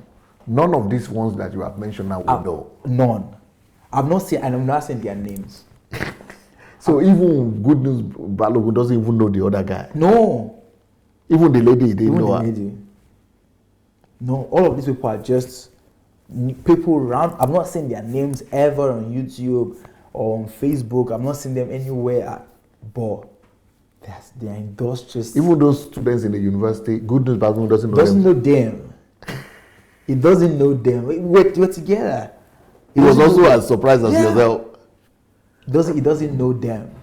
So for me, I was. And now I understand why you're talking about raising up a new breeds of people. That this what we're doing right now, there are some people who are listening to us somewhere, somehow. That we don't even know about. We don't know about. That God is preparing. God is grooming them. And when we finally get to Nigeria, we'll just see that God has already prepared some people. And he doesn't know the one from Abuja too. No, doesn't know the one from Abuja. So these are just all new people, and for me, it's a way for me to also, I think the word is to appreciate what Dr. Sunday is doing and what the whole team is doing, and even our viewers who are watching us right now. You know, the truth about it is that when we say share, it is because when you share this video on your Facebook or on your YouTube, I mean, you don't know who would stumble on that video. You don't know who would just see that video on their timeline, or see that video as a suggestion on their YouTube channel or on their YouTube page, and click on that video and watch it, and that their lives are being transformed without us even knowing. You know, there's really more, or there are more people that we don't know that God is actually preparing. And it's an encouragement to everyone who is watching that we're not as few as we think. We're not as little as we think. That there are people that God is preparing for this transformation in Nigeria. And I know that when God finally opens the door for us to get to our country to start this process of rebuilding that nation, we discover that there are people that God has been training. Food soldiers. There are food soldiers there who are there waiting for us, who are the new breeds. You are not even talking about the ones we know yet, apart from Israel. No. Because there are people like Michael Oshibajo, who are colleagues, Mr. Martins. These are not people that and Victoria. You are not even talking about those ones yet. No. The only person that was familiar was Mr. Israel that I talked about today. All the rest are new people. I had not met them before. And you have not even spoken about a pastor from your area? No, I've not spoken about him. Maybe you will tell them. Of course. That you are surprised that you are wondering. Yeah, I was saying so because where I stay in Nigeria, Lagos, it's a pretty local region. So one of the things that when I got there, I was like, I doubt if there will be anyone in this area who would even know that we exist. Not to talk about following our teachings and following our materials. But to my almost surprise, I got a call one day, and the person was like, "Hello, I'm Pastor so and so." I'm like, "Okay," and I'm like, "This thing sounds very familiar." I'm like, "Wow." So it was like. And was the pastor with what ministry? It is his ministry now. Yeah, but it used to be in Deeper Life, I think. Yeah, it used to be in Deeper Life. Yeah, he was. So they refer to him as a rebel from Deeper Life. Okay. So, but he has his ministry, and then he was telling me that he got to know that I'm in Nigeria, and he would really love us to meet. And I was like, I'm ready to meet. Let's meet. So when we got to see... Because you grew up in the same area? We grew up in the same estate, actually. We grew up in the same estate. He used to work in the same company with my dad in Nepal. So I knew him, of course. And also his children were, one or two of them are my mates. So I knew his children. I knew him. So I was very surprised. So is the local person from your area? From my area. The area you said... That I don't think anybody will know us from there. And so, because it's someone who, in that same vicinity, and he still lives there. He still lives in that same vicinity where that is very... Where you are thinking very remote. Very remote, that nobody will even know that we exist. So he came, and then he was telling me about how he follows these teachings. Oh, yes. He was telling me about pastor broadcast, video? The video broadcast, yeah. Not just books. Not just books. He has the books, but he follows the videos. I was blown away, and he was telling me about someone that you know. This is someone that is like a father figure. He's like almost old as my father. He's someone that saw me from when I was small, from your cradle, and saw me growing up. So and then he began to tell me about all of these things the teachings, the pastoring out tears. Was telling me about the HMTs, telling me about the series, some of the series that we do here, and I'm like, wow, this is amazing. That this word has got to my locality. It got to this local area, so perhaps, just perhaps, that this might not be the only man who is here. So you see, that's why I'm calling to these new breeds. That perhaps we are underestimating the impact of what we are doing. Perhaps that we don't really see what God is doing. What God is doing, not what we are doing. What we're doing. Maybe we don't really see. Because what we are seeing is what we are doing. What we're doing. But what God is doing is what we don't see. What we don't see. That God is doing. Because, this is my area. It's very local. Anyone that knows Ijede, that's why Ijede Ikorodu is almost like a forsaken area. Wow. Yeah, that place is. So, but in this Ijede local, it's not even a local government. It's like under Ikorodu local government. Because Ikorodu itself is local. So Ikorodu itself is like a remote place. So that imagine having Ikorodu and then there's another place that is called Ijede. That's where I stay. So I was like, no, this place I don't think no chance. There's no chance. But imagine this man He listens, and he's a pastor. That means he also has influence on People. other people who are following him. And I believe God is working, and that just gives me that faith and that New breed of people being raised up. There are new breeds of people being raised up in Nigeria, and who are exposed to this truth. Who are exposed to this truth, because the exposure is what they need first. Yes. That's to start from that. Yeah, that exposure, Then that exposure will lead to enlightenment. Then will lead to the enlightenment. So at least the exposure is happening there. It's just that we don't know. These new people, new faces, new people that I have not even met before, I've not seen before, I've not even heard their names before, and they are ones who are dedicated and they are committed. Because it's one thing to say these people you are talking about from Western nations where it's easy to get internet. Exactly. But you are talking of these people are, Nigeria. And for me, and they are not the top class, no, class. They're not elite. They're not elite. Ordinary Nigerian. Just ordinary Nigerian. Ordinary Nigerian. It's getting to them. Getting to them. And what I'm so happy about is that what I love about all of these stories and people I met is that I could see their commitment and their love and drive for this truth. And what I could see is that even though all of the stories I've given, I see that they get it.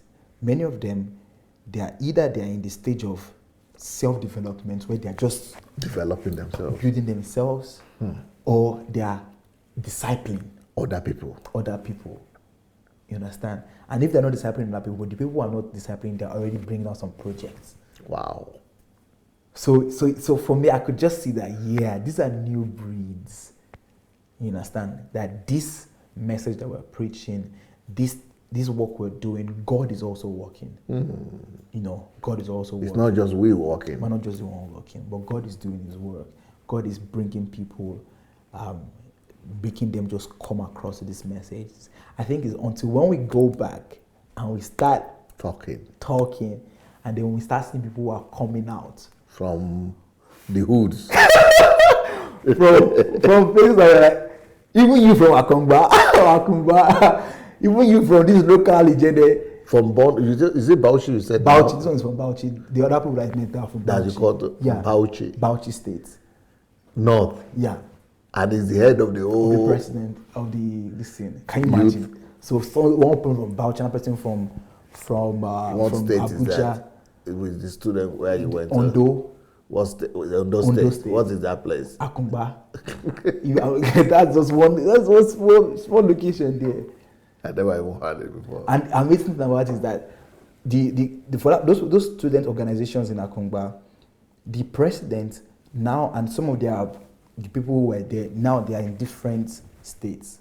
So for example, that president guy, he told me about one of the projects that he's planning on to right now, of creating a kind of a kingdom hub. But this hub now, he's going to be training them in IT. But as he's training them in IT, he's bringing the kingdom idea with it. And it's Nikiti. And apart from him that is Nikiti, there are also some of the other members that were working with him that are in different states. So you see how, and these ones have not contacted us, or they're not even saying that their DSA family. They're DSA family. No, they're not even mentioning DSA family. They're just in their own places and they're working on all of these materials. So it's great to really see what God is doing and how God is helping this message to get across to people. Wow. You don't want people to call today? Well, I'm going to give, because this is our first opportunity, our first program. So you're taking your time. So I'm taking my time. And I'm also going to give opportunity for people to call, definitely. Let me announce about the way you could call. If you're listening to us right now and you want to contribute to this discussion, you could go to Facebook Messenger and search for Move Agents. As you can see on the screen, Move Agents Madik. You could write to us that you would like to call in, and we would definitely be excited to hear from you and for you to share your contribution. If you're just joining us, this is one of the latest books that Dr. Sunday just released, and the title of this book is The Supremacy and preeminence of truth. The supremacy and preeminence of truth. And right there you can see that it's giving us that you must exalt the truth above yourself. So this book is available right now. If you go to Amazon Kindle Unlimited, you will get this book for free. And you can also get this book on Okada Books. You could get the book, the hard copy in Nigeria by writing or by ordering on dsabooksplanet.com. Apart from this book, there's another book, interesting title. Just listen to the title. Forget about passion. I mean, it's like just giving a blow to all of the motivational speakers who are like, oh, passion, passion, passion. And then when saying, okay, see, you've heard so much about passion, and there have been so much conversation about passion, all right? But now, let's take it to another gear. Let's shift the gear. So at this point, I want you to just forget about passion right now. Now, let's talk about what is supreme, and that's obsession. So forget about passion. Obsession is supreme. This book is also available for free on Amazon Kindle Unlimited if you're a subscriber, and you could get the book on Okada Books, and you could also get this on DSA Books Planet. For those of you who would like to call in, the line right now is open for you to register your intent. You could just go to Facebook Messenger, and this applies to those who are watching on Facebook and on YouTube. You could go to Facebook Messenger, search for Move Agents. You see Madik there, and just write to us that you would like to call, and we would call you. So write to us that you would like to call, and we would call you. We've been talking about raising a new breed of pastors in Nigeria, and I believe that this is what is happening, and all of the materials that we have on this playlist titled Pastor Without Tears. These are the materials that you just need to go and incubate. Just go soak yourself in it. Just swim in these materials. Lock yourself up and take it one video after the other video after the other video. Consciously or unconsciously, what will happen is that there's a regeneration happening in you. There's no how you'll be transformed. Before you get to the end of all of those videos, you'll just come alive. You'll be like, yes, now I know exactly what I need to do to be this 21st century cutting edge minister that will bring the kingdom of God to the earth as it is in heaven. So the way to do it is for you to go to YouTube, search for Dr. Sunday Adelaja. So Dr. Sunday Adelaja, that is the YouTube channel. Click on the YouTube channel. You're going to see an interface that gives you an option to click on the playlist. So you click on the playlist, then you see a drop down of playlist. Search for the playlist titled Pastoring Without Tears. Don't just play any video haphazardly. You'll miss it. But make sure you go to the playlist and click on the playlist so that you can go from the first video to the final video. And going through that, it gives you the opportunity to experience all that we've had for the past 38 episodes. I don't know if we have a caller. Yes, I think we have callers, Okay. but we have to do programs with you, especially on your visit to Nigeria. Mayor Jaji Gobaru, you have to do special program on, we have to do a whole series of programs, I guess, on your visit to Nigeria. Yeah. Of course, I think that would also be a precursor to the new program that we want to start, because a lot of people we've gotten so used to Pastor Without Tears, but one of the things that I love about I've learned about you is that there's always movement. Dynamics. There's always dynamics. Life is dynamic. Yeah, life is dynamic, and we're going to be moving from Pastor Without Tears to a whole new program. So I want to say because this. We already gave enough out with Pastor Of course, with Pastor Without Tears. Anybody who wants can go and soak for themselves. Exactly. So to our viewers, next week will be the final episode on Pastoring Without Tears. That will make it 40 episodes. So I think that is beautiful. We have a caller already. Okay, so hello, good evening. This sounds like Mr. Israel. Israel, good news, Balogun. The man you said is obsessed in Nigeria. This is an obsessed man. Mr. Israel, so good to hear from you. Good evening to you from Kyiv, Ukraine. Good evening, sir. My name is Israel Balogun. I'm speaking from Okuku. Amazing. Okuku. That is the site. That is the place where the project is happening. Wow. Yes, sir. You are welcome back to Ukraine, sir. Sure. Thank you very much. It was a great experience with you in Nigeria. I will believe that DSA will start knowing that no matter the negative reaction we are getting, there are still thousands of soldiers on ground who we don't know and who are ready to join this move and see this nation delivered. I'm so glad that we have testimonies of many other people from every corners of this nation. Should I also shock you, sir? Yes. That yesterday somebody walked up to me and said, I know you. Wow.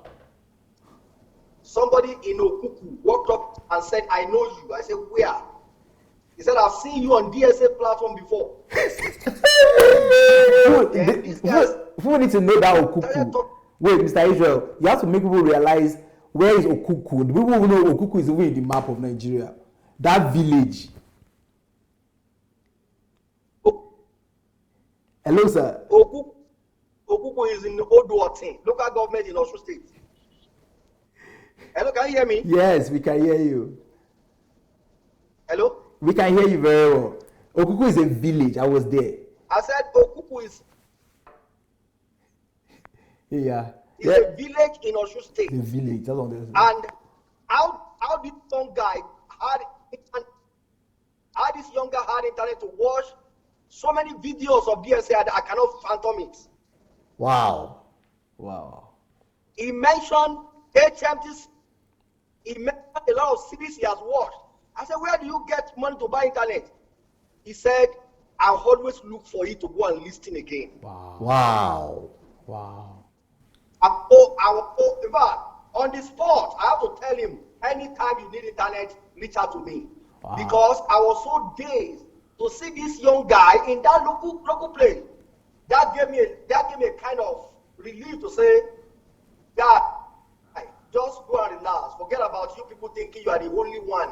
There are millions in every village who are listening and who are ready, who are doing something about their life. Beautiful. You have got an assistant right there in that village. Yeah. I'm so glad. And yeah. Oh, yes, sir. It's not my PA. Beautiful. Wow. Thank you very much, sir. Beautiful. Thank you for what you are doing. I'm so proud of the testimony that I received about you. And I want Dr. Anu, when we are going to be doing our review on Nigeria, your visit to Nigeria, we have to do a program just like we did today about the new breed, just on Israel Good News Banogo. Beautiful. What are the what is a picture? Let it be like a portrait. Of what it means for a DSA family. How is the DSA family surviving Nigeria? On the example of Mr. Israel. I'll be definitely there. There are a lot of things to talk about him. Oh, a lot of things. A lot of things. Even with his family and everything. So many things. Okay, I'm looking for so many things that people can learn from. He's still there. Hello. Thank you very much, sir. Thank you. Yes, sir. God bless. Thank you so much. Thank you. Wow. Okuku. Wow. I mean, I visited that place. I knew this is Nigeria. When people talk about Nigeria, Pastor, that places like that, Okuku. People don't even think about those places. It's like village, bush. They are talking about Lagos, Abuja, Onitsha, Port Harcourt. But somebody in that village is watching. Can you imagine? Wow. Unbelievable. Wow. And he won't recognize him. I've seen you before on DSA platform. He knows what DSA You say DSA. Amazing. Great. I mean, new breeds. New breeds. I believe that's what God is doing. That's what God is doing. Yes. He's raising a new breeds of pastors and Nigerian citizens. In Nigeria. New breed of people. Hello, dear sir. Hello, sir.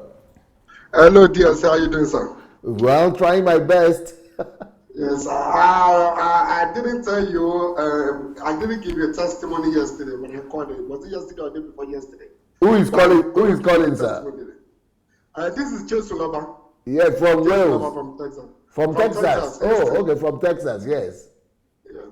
Yeah. I didn't give you a testimony yesterday of what this platform has done through me as well. Wow. About 2 years ago, when I started listening to you, I've been listening to you now, I think about 3 or 4 years ago. But 2 years ago, when I went to Nigeria, I had a meeting. Before I left, I find out who is the head of the area boys in my local government. Great. So when I got to Nigeria, I had a meeting with him. I went to the village, Ikoleoye local government. I had in Ekiti State. I had a meeting with him. And I called him, I picked him up, I took him all around, I brought him to my house, we ate together. He actually came with me to Ado, he slept in my brother's hotel, and I treated him very good. I made him feel comfortable, and we had prayers together. I did a deliverance for him. So, but when I came back to the United States, unfortunately, he went back to his vomit.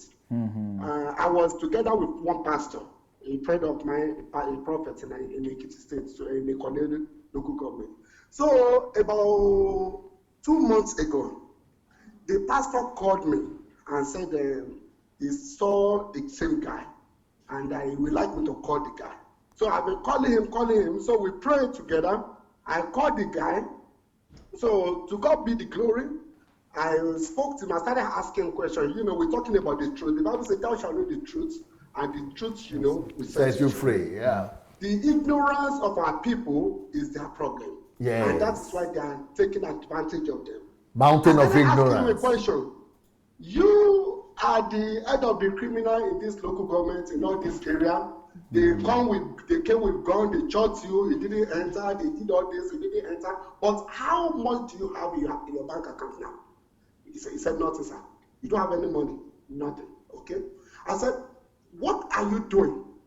He said he learned handwork, but he doesn't have he learned tailoring, but he does not have machine, he does not have a shop, he does not have anything. I started asking him questions. So all the questions I was asking him, he was feeling very, very uncomfortable because it was the truth. He was feeling very, very uncomfortable. I told him, I said, look, the governors, when they want to go in power during the time of election, they will come to your hood, to you guys. They will have fun with you, they will play with you, they will give you money to go and smoke weed, to do all those bad things. And immediately when they enter, you can go back to the governor's house.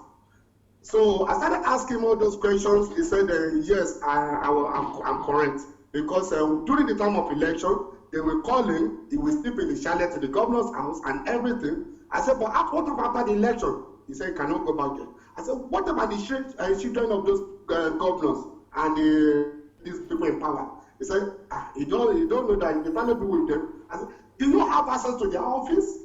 He said, no. I said, okay, you see now. I said, you put them in there by rigging the election, doing all these things for them, but now you cannot go there. Their children that was not there when you were doing all these things, now they are the one that is having their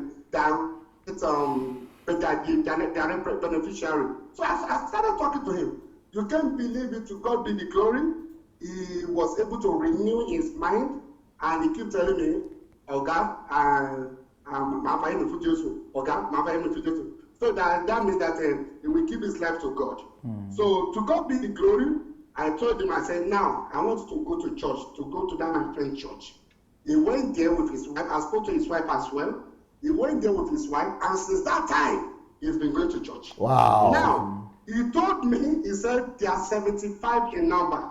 Wow. Criminals. My That's God. the time. I gave him the recording of the conversation that I had with. I said, go and play it for your friends and ask them the same questions.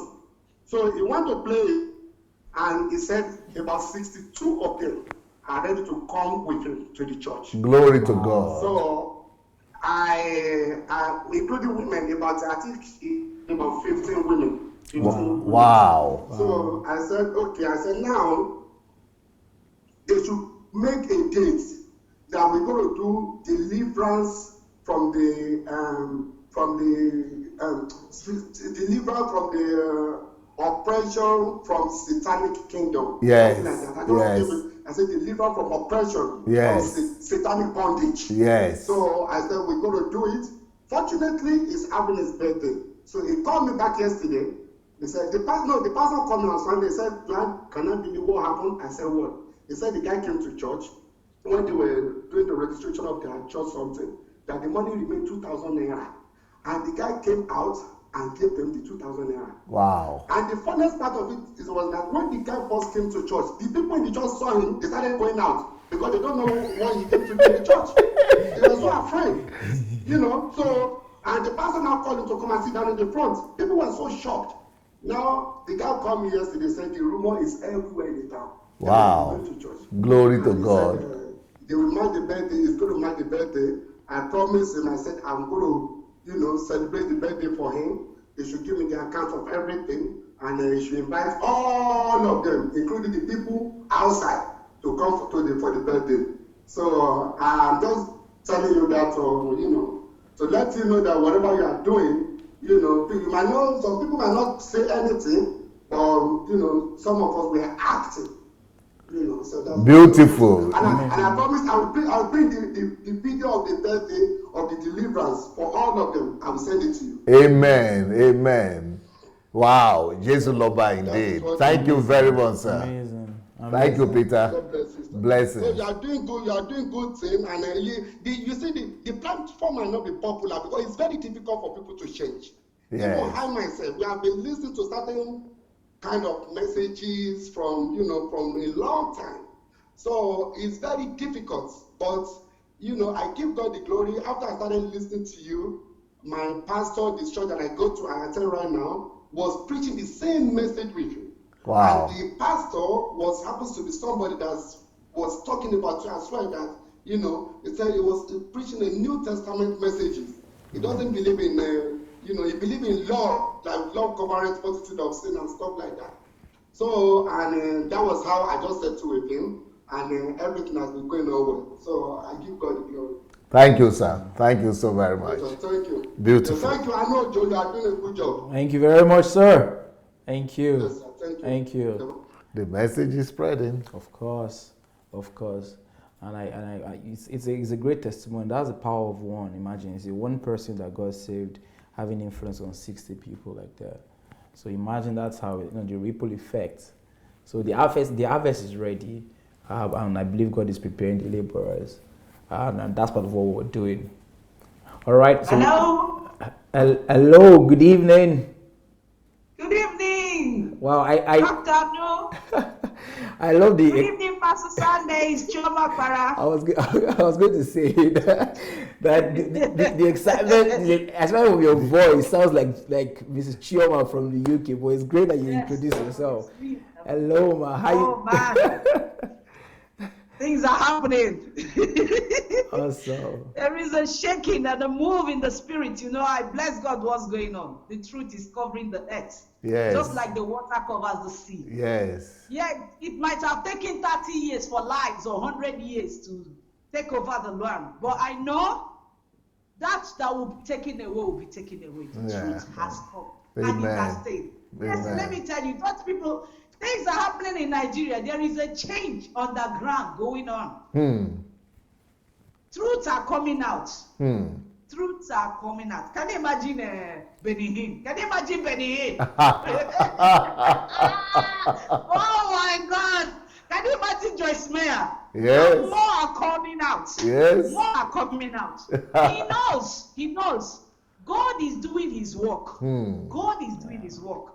The eyes of Nigerians are opening. I can't wait. I can see a new Nigeria. Yes. I can see it with my physical eyes and spiritual eyes. It's happening. It is happening. I am so excited. Yeah. So excited, Pastor Dr. Sunday, that you are freed. Yes. Yes. People has been crying. It's just like when the people of Egypt, Israel was in Egypt, and they were crying for the Savior. And God took Moses away to prepare him. Yes. And told him it's time to go back. You know, it's time to go back. And I bless God. You know, whenever I listen to you, said, I am taking my time. Yes. While you are taking your time, God is doing his work. Yeah. God is preparing soldiers. Yep. God is preparing armies. Many people are getting ready everywhere. Nigeria, I cannot forget what you said. He said the first shall be the last, and the last shall be the first. Yes. That they will come to Nigeria. Yes. Also, remember the day you were talking about this guy, they call Bobrisky. You said they need to catch him and do something about it. Yes. Dr. Sunday, you are too much. All you are saying, they all coming to pass. They all coming to pass. When I listen to them, you go on of Bobrisky, I say, hey, something is happening. Some people are waking up. The truth is coming out. It's working. It is working. So mightily grieve the truth, and it will prevail in Nigeria. Amen. Nigeria is going to be outstanding. Amen. Yes, it might look like people are killing us everywhere we go. They are hating us. They are calling us all bad names. But we are not bad. Amen. The Lord is doing something great. Yes. A time will come, they say, kings are coming to a rising. Yeah. They will come and say, can we go to Nigeria to find out help? How did they do it? How did they do it? Like a surprise. Thank you for addressing even the president. He's listening. Yes. Thank you for your addressing. They are all listening. They are listening. Everybody's listening. Wow. Change has come. Yes. What is coming? Change has come. Yes. That's one Nigeria we all gonna be it. Many people, their eyes are opening. They are running helter-skelter to changes. I'm a part of it. I can't. In fact, every day I keep saying, God. But you see, Shioma, the Biafran people who are calling you names now from South Africa, everybody is singing national anthem. Oh, you know, when anytime I go on YouTube and see what they're doing, I say it will not work. Oh, you guys are not united. You guys should go back to your state and build your state. But God has used. God was supposed to build up all those young ones, made them to be united. Empower the youth. God is using xenophobia now. When the xenophobia now is happening, everybody is down Nigeria. Of course. Everybody is down Nigeria. Everybody is down singing national anthem. Oh, hallelujah. Now we are one Nigeria. Now we are one Nigeria. Like now, Biafra supposed to have had their own national anthem. What are they waiting for? What are they waiting for? Imagine people that are not together. You want to have what? How are you people prepared? Not prepared, and you want to have your own state. On what ground? Can they explain themselves? Wow. They are marginalized, and so what? I don't understand. I keep wondering. Do they? They don't count the cost. Yeah. They want to go for war. They are not counting the cost. Yeah. You're not ready. You're just listening to a bluffer. Not the kind of bluffer. Yeah. Oh my goodness. Yeah. It's a bluffer. An empty vessel that make a big noise. He's a noise maker. Yeah. How would they listen to him?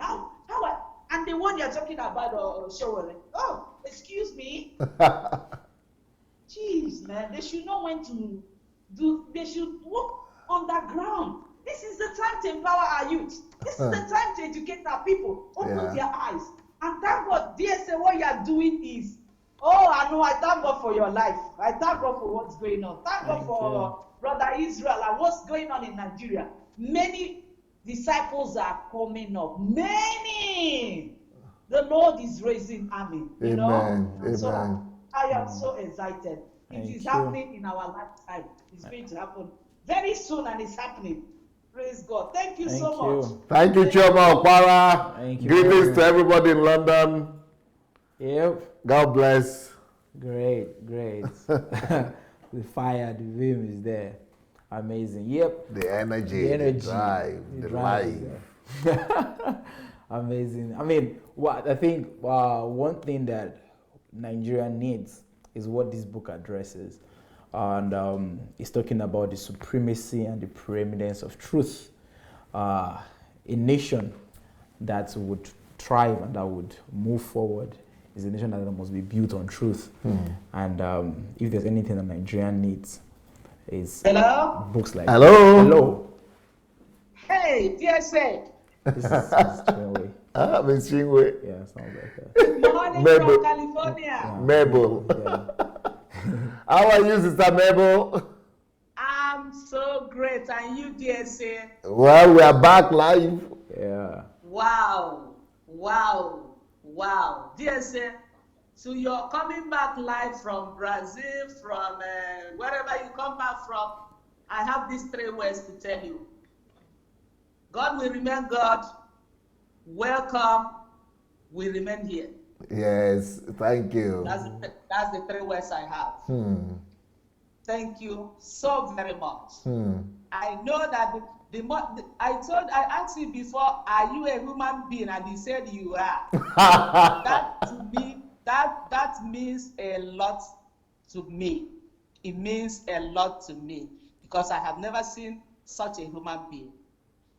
And you will know, for Benihim to come out and say what he's saying and they're fighting him, let me even leave what we are doing, because that Benihim thing, I saw one pastor fighting Benihim, and what was he saying? You can see ordinary me. I even already saw error in that pastor.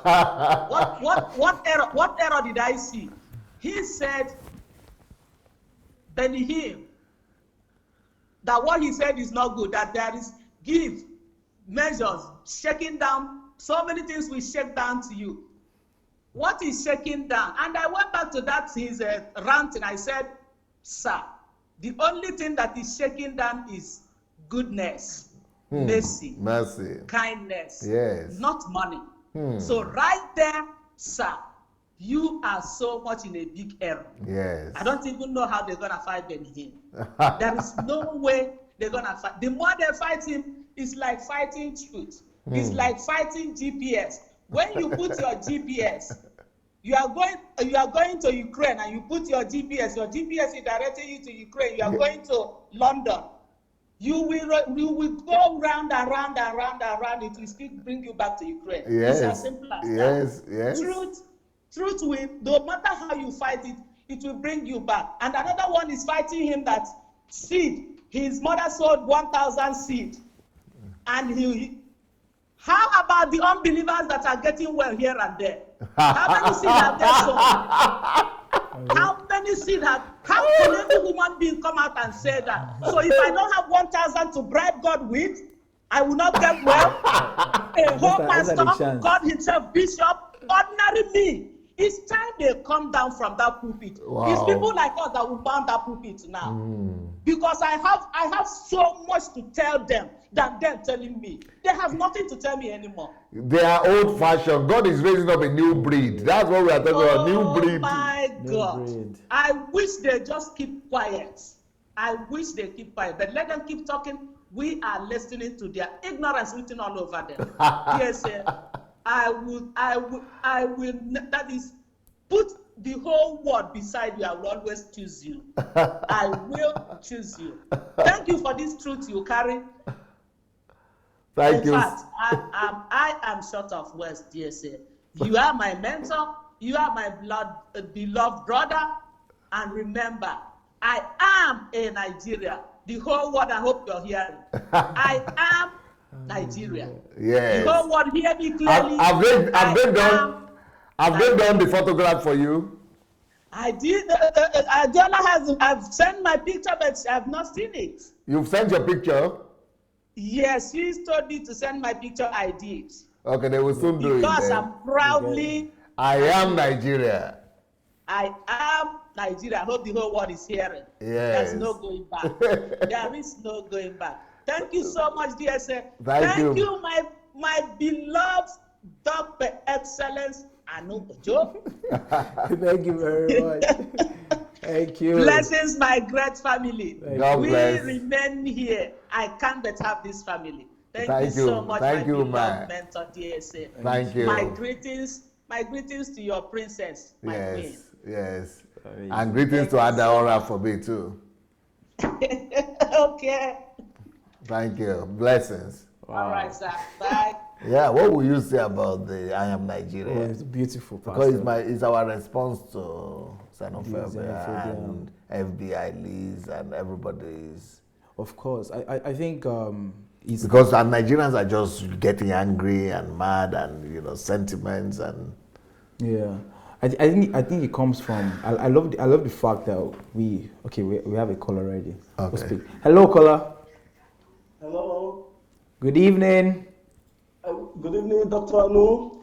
Good evening to you, sir. Can you please? Welcome back. Okay, My good. name is Peter Andrew. I'm calling from Belgium. Hello, Mr. Peter. Good to hear from you today. Yeah, welcome back from Nigeria. Thank you very much. Thank you. I was just following everywhere. I was watching you all the move. Thank It you. was awesome. Thank you. Welcome Thank back. you. Thank Welcome you. back. Thank you. Good evening, DSA. Yes, sir. How are you doing today? I'm fine, thank you, sir. Nice to hear your voice. Yeah. I'm happy to see you again. This is the third day for this week, Yes. and it has been a wonderful topic, and with the testimony from our brother Dr. Anu. Every time I call before now, I always say there are people there that is hunger, that is waiting, that is sitting on the fence. It's just for them to see the right thing, because we still have good Nigerians out there. Yes. They are just waiting for the truth. It's just a trigger just for them to know where they belong to. And I believe that many people, even in my state, I've been talking to people even with my little video that I'm making, people have been asking me, how come I know all these things I'm talking about? I've been telling them to go to YouTube, to go and it's free. Just go and take your time and listening to messages and the thoughts, all this negativity of this evil doctrine they have sink into our head for so many times. I just want to thank you, JSA, once again, as everybody has said. It is a right time, a great time. I'm happy that you are in Nigeria. Not that you are an African, you are in Nigeria. I'm so happy. I'm so happy to identify myself with you, to your messages, to the truth of what you carried, everything, that your personality, everything. I'm so very happy. And when I see Dr. Anu speaking, even when he was in Nigeria with Brother Israel, I was so happy. I'm just jumping around and saying, yes, at least if these guys that can be speaking about all these issues, that means things has all the work is already going on. When I see what Brother Israel is doing as well, I'm so happy. I said, what am I still doing here in Europe? I have tried working for them here. So for me, I'm ready. I'm making my plans. I have all my plans already in my hand. How to go to Nigeria, because that is where the next great move. Next big thing. Yeah, because that is where Nigeria will be one of the greatest in just few years to come. We know that it's not easy, but the ground we have been teasing the ground, and the ground is shaking already, because all these GOs and pastors, they know already. They are just on their last. If he come out to confess. To confess, and the other woman Joyce Meyer come out, and many other in America. These people, they know where he's going is already close to him. Our pastor, we know these people, they have a hard mind, but I believe that God, we don't want to ask them not to confess. If they can confess or they change their ways, it's better. But when they don't change, it's too late for them. Yes. It will be too late, and it will be very ugly for them. They should try to see the RID on the wall, that it will be very ugly. It's better for them to change their ways, which is very difficult. Yesterday, yes, I was watching a documentary in Lagos, in Satellite Town in Lagos. The government went to put this petroleum company there where the tankers will go and take fuel. So I was just watching how the people there were lamenting, and nobody is there to speak for them. The tanker will just block the whole way, and the place is smelling. So people have abandoned their houses in Nigeria, the heart of Lagos there, and nobody is speaking for them. Nobody cares for them. Nothing. The women that have business, they have shops all over the place. Nobody come to patronize them anymore. And the place stinks. They said it stinks of all these chemical and everything. They sleep with their eyes open in the night. And all these things, nobody cares. I was just telling myself, I said those areas that they built their church and all those Lagos Road, these are the places they're supposed to take companies to. They're supposed to take factory to those areas in outskirts of Lagos, because there's no space. Every small space, the church will build a company. They will build their own church there because of their own selfish interest. But it is over for them. Amen. There's no two ways. There's no two ways about it. Because when you see Nigeria, I love my country. I love my people. There are people that they just need a direction. They just need to hear a word. When they hear the true right word, you see they will follow up. It's not going to be difficult to me. I've been saying this since I started listening to your message. If me can listen to that message, one or two person can abide to the message, the truth message, and everybody, I believe all Nigerians have sense of understanding, and we are very warm and very nice people. I know, because we have been misled for so many years. We have been misled with lies, upon lies and fear, and so many other things from these so-called GOs and pastors and prophets, fake prophecy everywhere, lies everywhere, all these people. But it's up for them. It's time. Amen. It's up. There's nothing they can do about it. Thank you, Jesse, for you hear the call of God, hear the call and the cry of the people. As our sister Amelia said, God knows the purpose why he took you away from Nigeria for this time. It's just like a story of Moses. Thank you, Jesse. Dr. Anu, once again, thank you very much for the good work that you are doing. Thank you. Thank you so much. Blessings. Thank you very much. Well, we've really spent beyond our estimated time. That will be the final call for today. Thank you so much to everyone who has called us from all the parts of the world. Thank you for joining us, to our viewers. I think it's okay if I say welcome back once again. Welcome back once again on Pastoring Without Tears. As we're saying, we'll be bringing this whole series to a wrap next week, because we'll be going into another topic, another program addressing some other issues. I think we've done enough, at least for this, for the pastors. So we need to move and address other issues. And if you've been following Dr. Sunday, and if you're someone who studies Dr. Sunday, you realize that he's a man of systems and we're a man of strategies. We address one, they move like that. So there are recent videos that he has been releasing right now. I mean, challenging President Buhari, challenging different people. Well, I guess I was saying Dr. Sunday, I guess that the pastors right now would be like, finally. But the thing there is that there are other people right now that who are on their case on a daily basis. So Dr. Sunday has done his own, he has moved on. There are other foot soldiers who are on that, and that's on the pastors. So they found their own calling and their own area. So now is addressing the elites, the governments, and the politicians. And before they know it, there will be some other new set of Nigerians who are going to be on the politician. Like that, we'll take over. And we're going to bring that new Nigeria that we look forward to. So thank you guys for being with us. Those two books, please do well to get them. Forget about passion. Obsession is supreme, and the supremacy of the truth.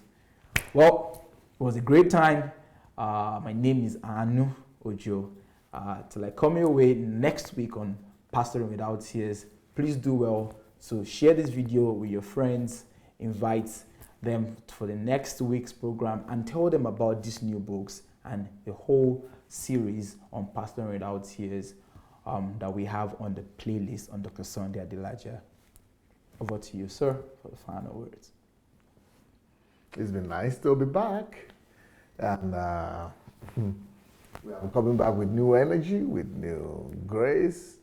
And we're going to try to give as much as possible out to all of you, to the world, before we pack up to move to Nigeria. And then there will be no time to be doing our daily program. We'll be working hard to good news, but I don't know who. So thank you so much for your time. We'll be back tomorrow. Do we have Ask tomorrow? No Ask tomorrow. No Ask tomorrow. Okay, we'll be back tomorrow in the evening, and we'll have one of our programs. I think it will be the mind and methods of the essay. Wow. I think so. Maybe I think so. That'll be great. Yeah, so that will be wonderful in the evening. Yeah. So thank you so much, everybody. See you tomorrow. Bye. Peace.